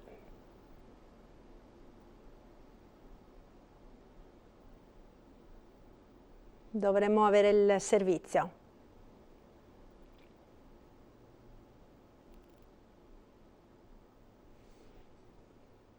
Ecco, fatemi sapere qualcosa dalla regia se c'è il... È il numero 16 o 17 della nostra scaletta. Dovreste vederlo. Intanto avete sentito le parole del governatore Zaia poco fa, no? dalla conferenza stampa in merito proprio alla questione delle riaperture il 18 maggio, proprio perché il governatore ha chiesto a gran voce che venga in qualche modo battuto un colpo, insomma, da parte del governo, nel senso che dice Zaia, spero che il governo si decida a dire qualcosa per il 18 maggio, perché è fondamentale per i cittadini che sappiano appunto quelle che saranno le indicazioni da avere, parrucchieri, ristoratori, qualora ovviamente avranno, perché sicuramente le avranno, delle prescrizioni, non possono venirle a sapere il 17 sera se poi il 18 verrà concesso loro di aprire. Quindi è chiaro che viene chiesta un minimo di preavviso comunque per dare modo a tutti i settori di organizzarsi per tempo e con le dovute misure in merito appunto in relazione alle riaperture. Allora, vedo che abbiamo in collegamento adesso via Skype il presidente degli industriali di Venezia, Vincenzo Marinese. Buongiorno Presidente. Buongiorno, grazie. Buongiorno a lei, buongiorno a tutti voi. Grazie per essere in collegamento con noi in questa lunga diretta dei nostri telegiornali in edizione straordinaria. Allora, abbiamo parlato nel corso della mattinata delle grandi difficoltà nelle quali si trovano in questo momento soprattutto le categorie che ancora non hanno potuto aprire, che sono quindi ovviamente in trepidante attesa di capire quello che sarà il loro destino. Le aziende più grandi, le industrie hanno riaperto da una settimana, almeno insomma la maggior parte di esse, oltre a quelle che non erano rimaste aperte relative ai servizi essenziali, quindi anche nella fase del lockdown. In questa settimana, Presidente, di questa prima settimana, che bilancio possiamo tracciare? Il bilancio è molto negativo. Essenzialmente per una ragione, le do e vi do un dato. Prima dell'apertura, cioè venerdì, avevamo 22.000 persone in cassa integrazione, oggi ne abbiamo 22.000 ancora in cassa integrazione. Vuol dire che a seguito dell'apertura la cassa integrazione è diminuita ma è rimasta inalterata. Questo significa che le aziende hanno aperto, ma come diciamo noi da tempo, ma è comune anche a tutte le altre aziende, mi rivolgo anche ai commercianti e agli artigiani. Hanno riaperto, ma si stanno organizzando, hanno pochi ordini, stanno soltanto ultimando le consegne che devono ultimare con dei costi e con degli aggravi importanti. E questo non ha dato alcun beneficio dal punto di vista della cassa integrazione. È il primo sintomo per dire che l'Italia si è bloccata veramente. Ecco, quindi significa che stanno lavorando a ranghi ridottissimi come personale richiamato in servizio? Se la cassa integrazione insomma mantiene ancora questi livelli così elevati? Stanno lavorando col freno a mano tirato, dato che siamo in una trasmissione così ci capiscono tutti, stiamo lavorando col freno a mano tirato, ma la stessa identica cosa varrà anche per i bar, varrà per i piccoli artigiani, turismo non ne parliamo neanche, cioè qui c'è bisogno veramente di prendere atto che c'è una situazione drammatica. E così anche in molti bar che magari apriranno il 1 giugno, il 18 maggio, non si riesce ancora a capire, è incredibile che a distanza di 2 mesi e mezzo non si abbia un metodo e non si diano delle indicazioni chiare, ma non dal punto di vista tecnico-scientifico, dal punto di vista metodologico. Non è che i ristoratori guadagneranno, anche loro li apriranno a ritmo ridotto. È un tema trasversale che sta riguardando tutti noi e purtroppo ha delle ricadute pesantissime sul lavoro. Secondo lei, Presidente, che cosa si può fare per cercare di invertire questa rotta, per cercare di allentare questo freno a mano in questa fase 2 della ripartenza, insomma, che comunque abbiamo capito sarà sicuramente molto difficile, molto dura per tutti, ma qualcosa insomma si potrà pur fare per cercare di agevolare il mondo produttivo a allentare il freno a mano, a ingranare le marce e a ripartire? Guardi, si possono fare tante cose e ora faccio degli esempi concreti in modo tale che così anche chi ci ascolta ci capisce bene. Allora, la prima cosa in assoluto è psicologica, bisogna togliere dalla politica le ideologie, perché se andiamo avanti a ideologie finirà che avremo un decreto da 55 miliardi di euro che darà piccoli contributi a tanti e che non serviranno a nulla. Butteremo dalla finestra 55 miliardi di euro, proprio buttati dalla finestra. Invece io dico una cosa completamente diversa, noi diciamo una cosa completamente diversa. Primo, giochiamo sulla produttività, ovvero oggi abbiamo delle persone in cassa integrazione, soprattutto per i commercianti, per le piccole aziende, mettiamo in condizione loro di avere le persone, penso a un ristorante, faccio un esempio concreto, il ristoratore ha 2 dipendenti, si prende i 2 dipendenti, questi 2 dipendenti vengono pagati dalla cassa integrazione all'80%, lui paga la differenza dello stipendio al netto, perciò se una persona prende 1.000 euro dalla cassa integrazione, prende uno stipendio normale, il datore di lavoro, il commerciante paga soltanto 500 euro. Questo consentirebbe al commerciante da una parte di riaprire e dall'altra parte di giocare sulla produttività non avendo ulteriori costi. La stessa identica cosa vale, parlo del commercio perché parlo del piccolo, poi arrivo al grande, ma il piccolo inevitabilmente è la nostra catena finale perché è il nostro primo grande commerciale, perché se un bar non funziona, un ristorante non funziona, le nostre aziende, le nostre filiere alimentari vengono completamente bloccate. Dopodiché bisogna prendere le bollette dell'energia elettrica e togliere tutte le accise, significa ridurre del 50% i costi di energia e dall'altra parte bisogna sterilizzare l'IVA per quanto riguarda i materiali di primo consumo che servono al commerciante, al ristoratore per poter lavorare e guadagnare. Si applica un'aliquota IVA del 10%, si sterilizza da qui alla fine dell'anno. Questo darebbe un impulso al turismo e al commercio. Per quanto riguarda l'industria, noi richiediamo una piccola cosa, vale 9 miliardi su 55 miliardi. Toglieteci l'IRAP. vale l'IRAP 9 miliardi, la eliminiamo e rimettiamo 9 miliardi di investimenti sulle aziende, perciò le aziende che hanno questo beneficio si impegnano anche da una parte a investire e dall'altra parte mettete lo scudo penale alle banche in modo tale che così possiamo tutti richiedere i finanziamenti ed usciamo da questa sincrasia il fatto che non ci sono finanziamenti perché le banche hanno il terrore di assumersi le responsabilità e io dico anche giustamente.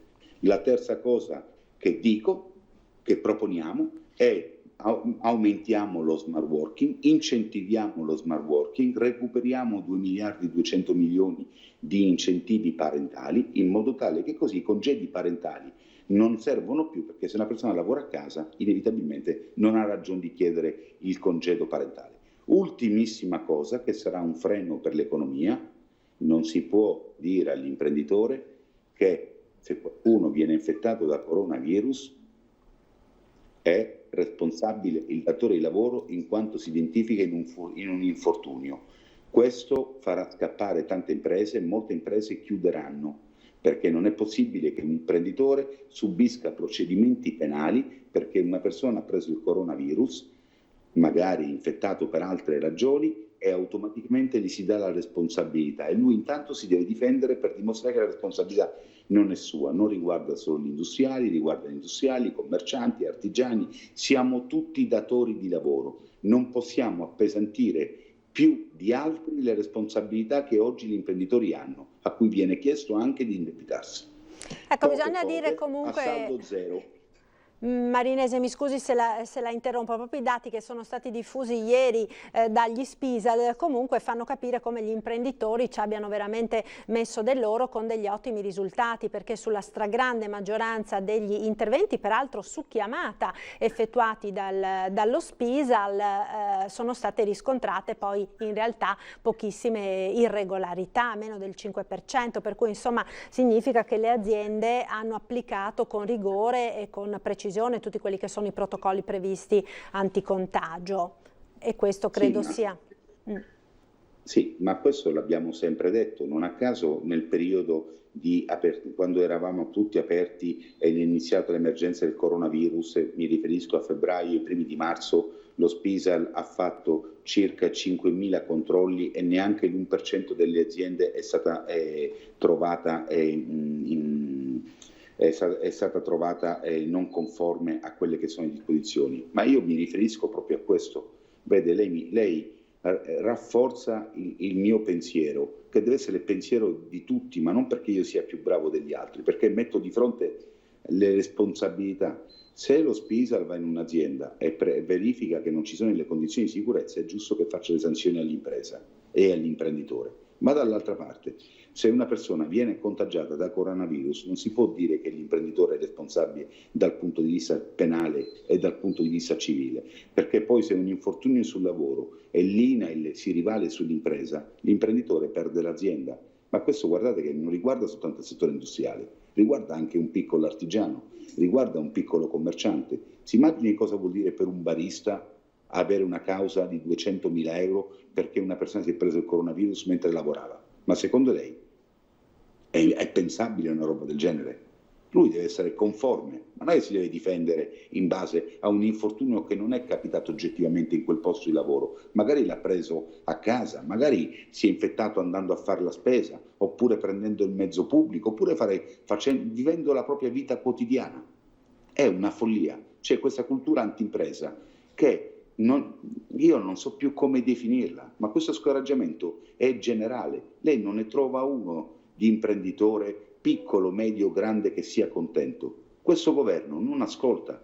Oggi stiamo andando ancora dietro anche al metodo. Non c'è un metodo per riaprire, non c'è un metodo di comportamento. Abbiamo sentito nel servizio di prima, addirittura il parroco diceva io non so come fare le messe, ci informeremo, capiremo come fare. Ci sono scienziati, comitati scientifici, task force, sottosegretari, ministri, dirigenti, c'è una marea di gente che lavora, che è concentrata sul coronavirus e ancora nessuno sa quello che sarà il metodo. E a una domanda banale, come mi dovrò comportare da qui a 15 giorni, nessuno sa dare una risposta. Anche meno di 15 giorni, perché se come pare potranno già dal 18 riaprire diverse attività, il tempo stringe, insomma, no? Quindi è una settimana sostanzialmente che manca. A questo proposito... Questo mi fa piacere, questo lo lascio dire a lei perché io sono stato generoso, se no dicono che sono troppo critico. Perciò io ho dato un lasco di 15 giorni. Lei giustamente da giornalista mi dice: ma quali 15 giorni? Il problema è domani. Allora, a questo proposito, Presidente, volevo che sentissimo insieme l'intervista che abbiamo realizzato ieri sera al sottosegretario Pierpaolo Baretta relativamente proprio alle misure che il governo sta mettendo in campo in questo nuovo decreto che dovrebbe essere approvato la prossima settimana con ulteriori investimenti a favore delle imprese e del lavoro. Sentiamola insieme, così poi avremo modo di commentare anche con lei quelle che sono le indicazioni che vengono fornite. Sentiamo. Grazie.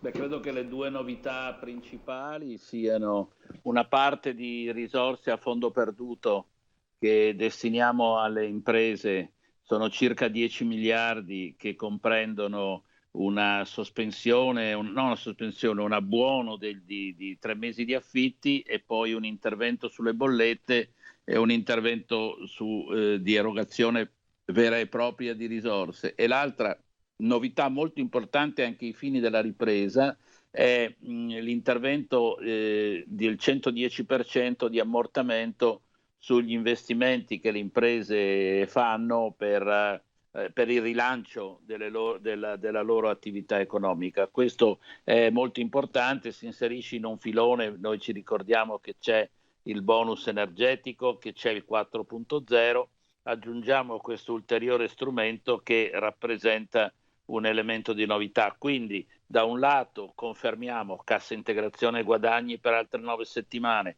800 euro per le partite IVA, reddito di emergenza per chi non ha altri ammortizzatori, ma aggiungiamo due novità importanti, tutte sul lato dell'impresa, interventi a fondo perduto e sostegno attraverso questo meccanismo fiscale super vantaggioso. Per i cittadini era già stato previsto nel decreto di marzo una possibilità di una sospensione di un credito fiscale sugli affitti, ma qui ci rivolgiamo soprattutto agli esercizi commerciali, che è una richiesta che è venuta molto forte in queste settimane e riguarda l'abbuono di 3 mesi di affitto, in maniera tale che ci sia, i mesi di marzo, aprile e maggio, praticamente sia chi deve pagare l'affitto e chi deve riceverlo viene, aiutato, perché ci sarà, questo ristoro. Stiamo vedendo se al negoziante o al proprietario, in ogni caso il risultato finale è che l'affitto non viene pagato da chi lo deve pagare, ma viene riscosso da chi lo deve ricevere. I tempi di formulazione e di definizione del decreto ormai sono brevi, è questione di pochi giorni, stiamo lavorando intensamente questo fine settimana per poter concludere. C'è una probabilità che già lunedì o martedì si possa varare il decreto, quindi da quel momento diventa operativo. Ecco, Presidente, ha sentito quelli che sono gli ulteriori provvedimenti che il governo sta per mettere in campo a sostegno dell'economia, appunto dai 3 mesi di affitto per quanto riguarda le attività artigiane, imprese, ma anche i privati, all'ammortamento del 110% delle spese che verranno sostenute dalle imprese per mettersi in regola con quelle che sono le nuove normative di sicurezza. Insomma, sono diversi aspetti al prolungamento della cassa integrazione straordinaria, quindi sono diversi aspetti, abbiamo sentito, che vengono messi sul piatto. Saranno sufficienti secondo lei? Vuole una risposta secca? Faccia lei. Non servono a niente. Sarà sarà un altro bicchiere di acqua calda. Mi ricordo il primo decreto dei 25 miliardi, dove si diceva che ogni miliardo alimentava 14 miliardi, avevamo show politici di persone del governo che dicevano che la manovra da 25 miliardi aveva un indotto da 300 miliardi. Poi mi ricordo il bazooka dei 400 miliardi dal punto di vista della liquidità, non me lo sono inventato io questo termine, mi sembra che il bazooka abbia sparato contro gli imprenditori anziché rilanciare la crescita. Adesso facciamo una manovra che non serve a niente e le spiego la ragione. Parliamo, il sottosegretario parla delle imprese, ma sta parlando delle microimprese. Diamo un contributo di 3 mesi alle persone per l'affitto, lo danno ai proprietari, marzo, aprile e maggio. Partono dal presupposto che il 1° giugno il signor Vincenzo Marinese, proprietario di un ristorante, apre e il 30 di giugno è in grado di pagarsi l'affitto, il personale e tutti i costi di gestione. E perciò alla fine lui ha pagato il passato e partiamo dal presupposto che nel futuro riuscirà a pagare tutto. È una follia acuta.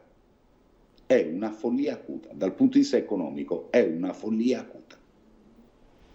Ecco perché dico investiamo sulla produttività. Dopodiché dicono che daranno un contributo del 110% per i superammortamenti, per le aziende che investono. Ma se abbiamo la maggior parte delle aziende, molte aziende che non hanno pagato i contributi e che hanno un problema di liquidità, e la liquidità la chiedono essenzialmente per cercare di pagare i debiti del passato. Ma come si può pensare che un tessuto produttivo investa nel momento in cui in questo momento bisogna invece cercare di evitare di chiudere? E dall'altra parte gli investimenti seguono una filosofia. Investe chi si sente sicuro, chi ha certezze. Chi non ha certezze non investe. E allora per investire bisogna da una parte avviare un piano strutturato. Perciò questa manovra da 55 miliardi di euro non serve a niente. E gliel'ho spiegato tecnicamente perché non serve a niente. Farà arrabbiare tanti, i commercianti diranno che non va bene, gli artigiani diranno che non servirà a niente, il nostro avvocato ci dirà invece che è un altro bazooka, i nostri parlamentari ci diranno che hanno fatto un ulteriore sacrificio, noi ci saremo indebitati come cittadini per ulteriori 55 miliardi di euro e saremo peggio di prima. Glielo spieghiamo tecnicamente, non ascoltano. L'idea della cassa integrazione l'ho detta prima, tutti mi hanno detto che è una bellissima idea e siamo fermi. L'IRAP lo chiede tutta Confindustria, l'abolizione dell'IRAP, e non ne parlano, non ascoltano niente.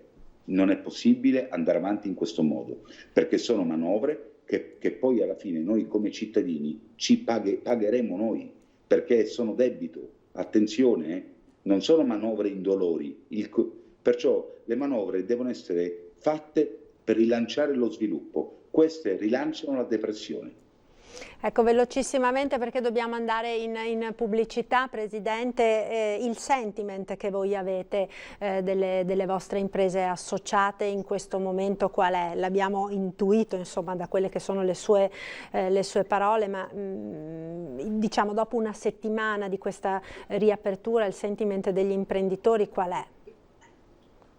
Guardi, gli imprenditori sono veramente sconfortati perché non sono arrabbiati. Io ho ricevuto personalmente in Confindustria più di 900 lettere di 900 imprese che si lamentano di tutto quello che sta succedendo. Le faccio degli esempi proprio concreti, ma di un secondo. Aziende che hanno sedi all'estero che non possono andare all'estero perché non li fanno entrare.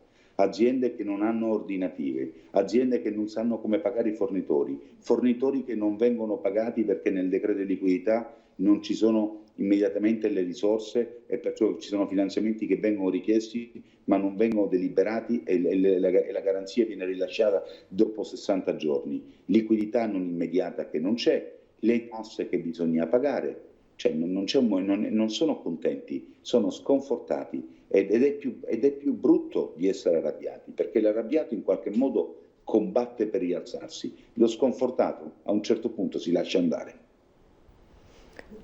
Speriamo di no, naturalmente, purtroppo la preoccupazione c'è ed è guardi, tantissima. È davanti a noi, qui non è un problema più di speranza, La speranza è sul tempo meteorologico. Speriamo che domani non piova o che tra una settimana non piova perché devo andare a fare una passeggiata.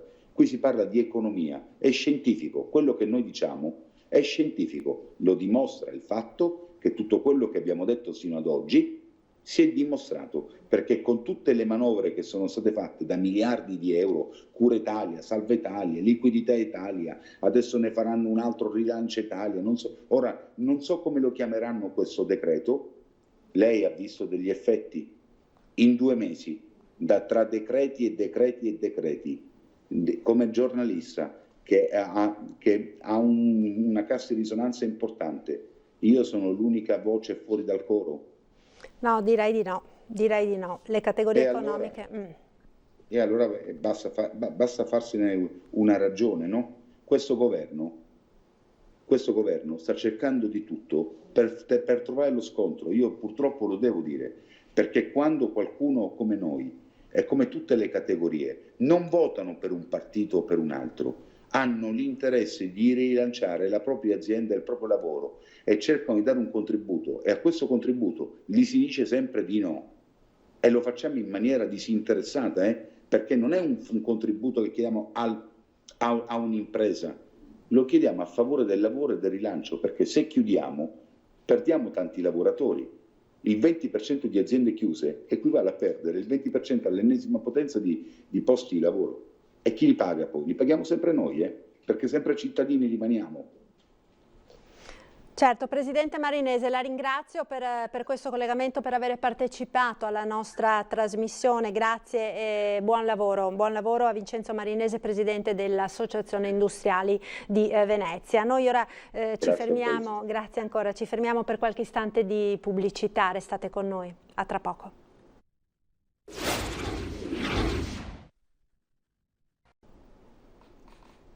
Eccoci nuovamente in diretta con l'edizione straordinaria dei nostri telegiornali, ultima parte. Dovremo avere in collegamento Skype Raffaele Baratto, deputato di Forza Italia. Fatemi sapere se è pronto il collegamento. No, allora c'è qualche problema nel collegamento. Allora, in attesa di ripristinarlo, potremo vedere insieme un servizio che abbiamo realizzato ieri a Monastier. È la storia di una barista del paese che, nonostante il lockdown, ha continuato a lavorare. Non saltate sulla sedia, perché non ha continuato a lavorare aprendo il locale al pubblico, ma con un'iniziativa molto bella di solidarietà a favore degli anziani del proprio paese. Vediamo di cosa si tratta. La persona sotto alla tuta e la mascherina è Nicoletta, la titolare di un locale a Monastier chiuso come tutti gli altri da oltre 2 mesi. Ma lei di fatto non ha mai smesso di preparare piatti nella sua cucina dietro al bancone, solo che li fa per quelli che lei chiama i suoi nonni. Mi basta, oddio, la gioia, vedere negli occhi di queste persone, la gioia di vedere qualcuno, soprattutto in questo periodo, che non possono andare a trovare i nipoti, i figli. A loro basta poco, basta la presenza di qualcuno, Perché diciamo in realtà non è un problema di difficoltà economiche, assolutamente no. È un altro tipo di problema, cioè la solitudine. È la solitudine, il problema sì. Così, da oltre 2 mesi, ogni giorno, domeniche incluse, Nicoletta, come oggi con le uova e gli asparagi, prepara in sicurezza i piatti, li mette al caldo nel bagagliaio dell'auto e poi via verso chi la sta aspettando. Adesso andiamo da Beppi. Prendiamo per primo. Beppi chi è? Beppi è un nonno che lo voglio adottare. E Beppi, più che gli asparagi, aspetta il sorriso quotidiano di Nicoletta. Eccomi qua. Ciao Beppi. Ciao. Come stai? Tutto male. Ascolta, io appoggio qua, dopo prendi te. Sì. Tutto a posto? Sì, sì. Bene. Vorrei darti un abbraccio, ma aspettiamo che passi. Non so poi il picco me lo volta adesso.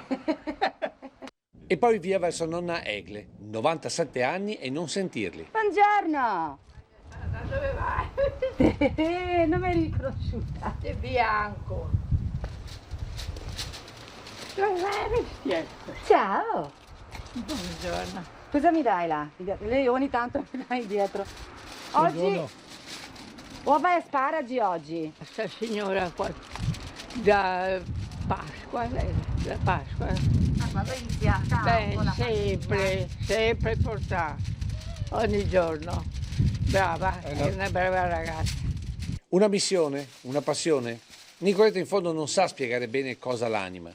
Certo è un'emozione forte, visto che per lei non terminerà con la fine dell'emergenza contagio. Adesso che è stata tutta questa restrizione, no? Che i nipoti non potevano venire, magari chi abita a Milano, chi sono rimasti soli, farli sentire al sicuro, non soli, protetti, ecco.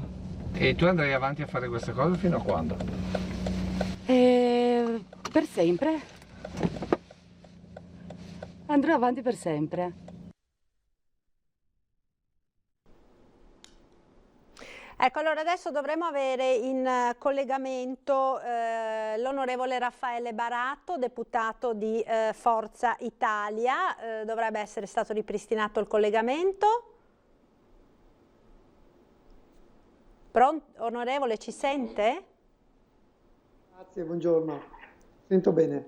Sì. Ok, la sento, non la vedo ancora, ma immagino che, eccola qua, adesso la vedo, buongiorno, grazie per essere con noi. Allora, onorevole, non so se abbia avuto modo di seguire la parte precedente della trasmissione, di sentire insomma l'appello e la denuncia lanciata dal presidente degli industriali veneziani Vincenzo Marinese relativamente alla situazione di moltissime imprese che rischiano di chiudere, di lasciare a casa i propri dipendenti. C'è profondo malumore in relazione anche a quelle che sono le misure che il governo sta per mettere in atto. Lei che cosa dice a questo proposito? Io voglio dire solo una cosa, che o si capisce che questa è epocale, oppure non si va da nessuna parte, anche perché dobbiamo capire che le nostre imprese sono assolutamente in difficoltà. Noi dobbiamo aiutarle, lo Stato deve aiutarle, altrimenti vuol dire perdere posti di lavoro, vuol dire chiudere aziende e dopo il dramma che sicuramente è molto molto grave, che è quello che stiamo subendo in questo momento, avremo quello sociale, che è un dramma altrettanto drammatico. Allora io credo che davvero bisogna trovare una soluzione veloce, sburocratizzare, perché non abbiamo ancora capito che la burocrazia è uno strumento che ci sta uccidendo, e se chi governa, chi oggi è il governo, non capisce questo, sicuramente non andremo da nessuna parte.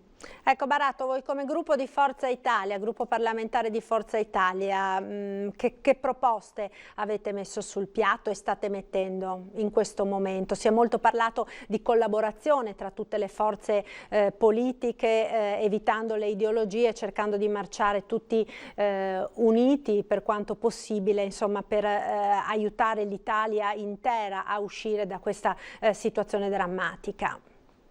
Ma assolutamente bisogna che sia così. Io, guardi, mi tolgo anche le vesti da politico di Forza Italia, non c'è nessun problema.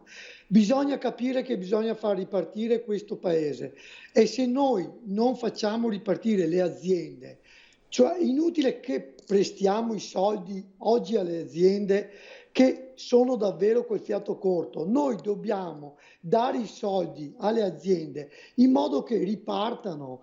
Dobbiamo finanziare un mercato che oggi è fermo completamente, perché questa è una cosa mondiale. Se non capiamo questo, non andiamo. Guardi, stamattina parlavo con un collega imprenditore, uno che lavora sul settore come il mio degli occhiali, ha una commerciale americana dove ha 5 persone. Senza far tante richieste gli sono arrivati $70.000 alla propria azienda, e questo gli permette di guardare un attimo in prospettiva, che non sono chissà cosa, ma almeno gli permette di tirare il fiato. Allora, se anche l'Italia non fa questo, non aiuta le aziende in modo serio, è inutile buttare soldi a pioggia, parlare di bazooka, come ha detto il nostro capo del governo, non serve a nulla. Noi dobbiamo far ripartire le imprese, altrimenti davvero faremo un danno che non potremo più riparare, perché se noi non facciamo ripartire l'economia, se non facciamo partire chi lavora, sicuramente non creiamo assolutamente niente. Io credo Forza Italia, il nostro Presidente, ha dato massima disponibilità, perché qui non cambia essere destra, di sinistra, essere chi governa, ma dobbiamo capire che lavoriamo per il nostro paese, altrimenti ci rimettiamo tutti e salta il banco e verrà spazzata via anche la classe politica, perché è inevitabile questo. Allora noi dobbiamo capire che se non facciamo partire le imprese che creano un mercato, facciamo partire questo volano, staremo sicuramente tutti drammaticamente male. Ma io le chiedo, guardi, voi che girate e faccio i complimenti alle vostre trasmissioni, perché vi state occupate davvero tanto e credo che sia davvero importante questo anche per la nostra piccola economia, per quello che gira intorno tutto il giorno. Ma sentite qualcuno che è contento? Sentite qualcuno che dice, beh dai, va bene, andiamo avanti, che ci danno una mano? Ma neanche le casse integrazioni stanno per arrivare, se le imprese non hanno soldi, i dipendenti non hanno neanche i soldi per mangiare, ma come si fa? Se non sburocratizziamo, e questo è il momento ideale, non andiamo da nessuna parte, ma questa è la verità. Io non voglio essere critico come politico, ma parlo da cittadino qualunque, parlo da uno che ha una piccola impresa, ma come si fa? Le imprese non riescono a pagare i fornitori non riescono a pagare su volta i loro fornitori, è una filiera che sta morendo e non andiamo sicuramente, facciamo morire un paese. Ecco, Presidente, c'è anche proprio di queste ore la notizia del MES che è stato finalmente messo a disposizione da parte dell'Europa. Lei che cosa ne pensa? Potrebbe essere questa un'opportunità oppure ci sono dei rischi troppo elevati? Il governo si sta spaccando in queste ore proprio sull'utilizzo di questo strumento. Ma se questo, allora io dico una cosa, se questo strumento non ha vincoli, non ha dei problemi, però stiamo attenti che i problemi magari non ti dicono che non ci sono attualmente e poi magari in futuro verranno, ma io ci credo, ok, che come un minuto onorevole, perché poi dobbiamo chiudere, sì, quindi guardi, prego. Molto brevemente, anzi, se questo non ha di vincoli, non crea delle problematiche né adesso né il prossimo e neanche nel futuro, ok? Ben vengano i soldi, per carità, perché oggi servono, come dicevano i vecchi una volta, con poco si vive e niente si muore. Ma se mi togli anche il poco, moriamo tutti, non andiamo da nessuna parte. Ma scusi, e chiudo subito, le faccio un esempio. Se io prendo 1.200 euro al mese e io e lei siamo amici, no? Ho 2 figli da mantenere, ok? E magari un piccolo affitto anche da pagare.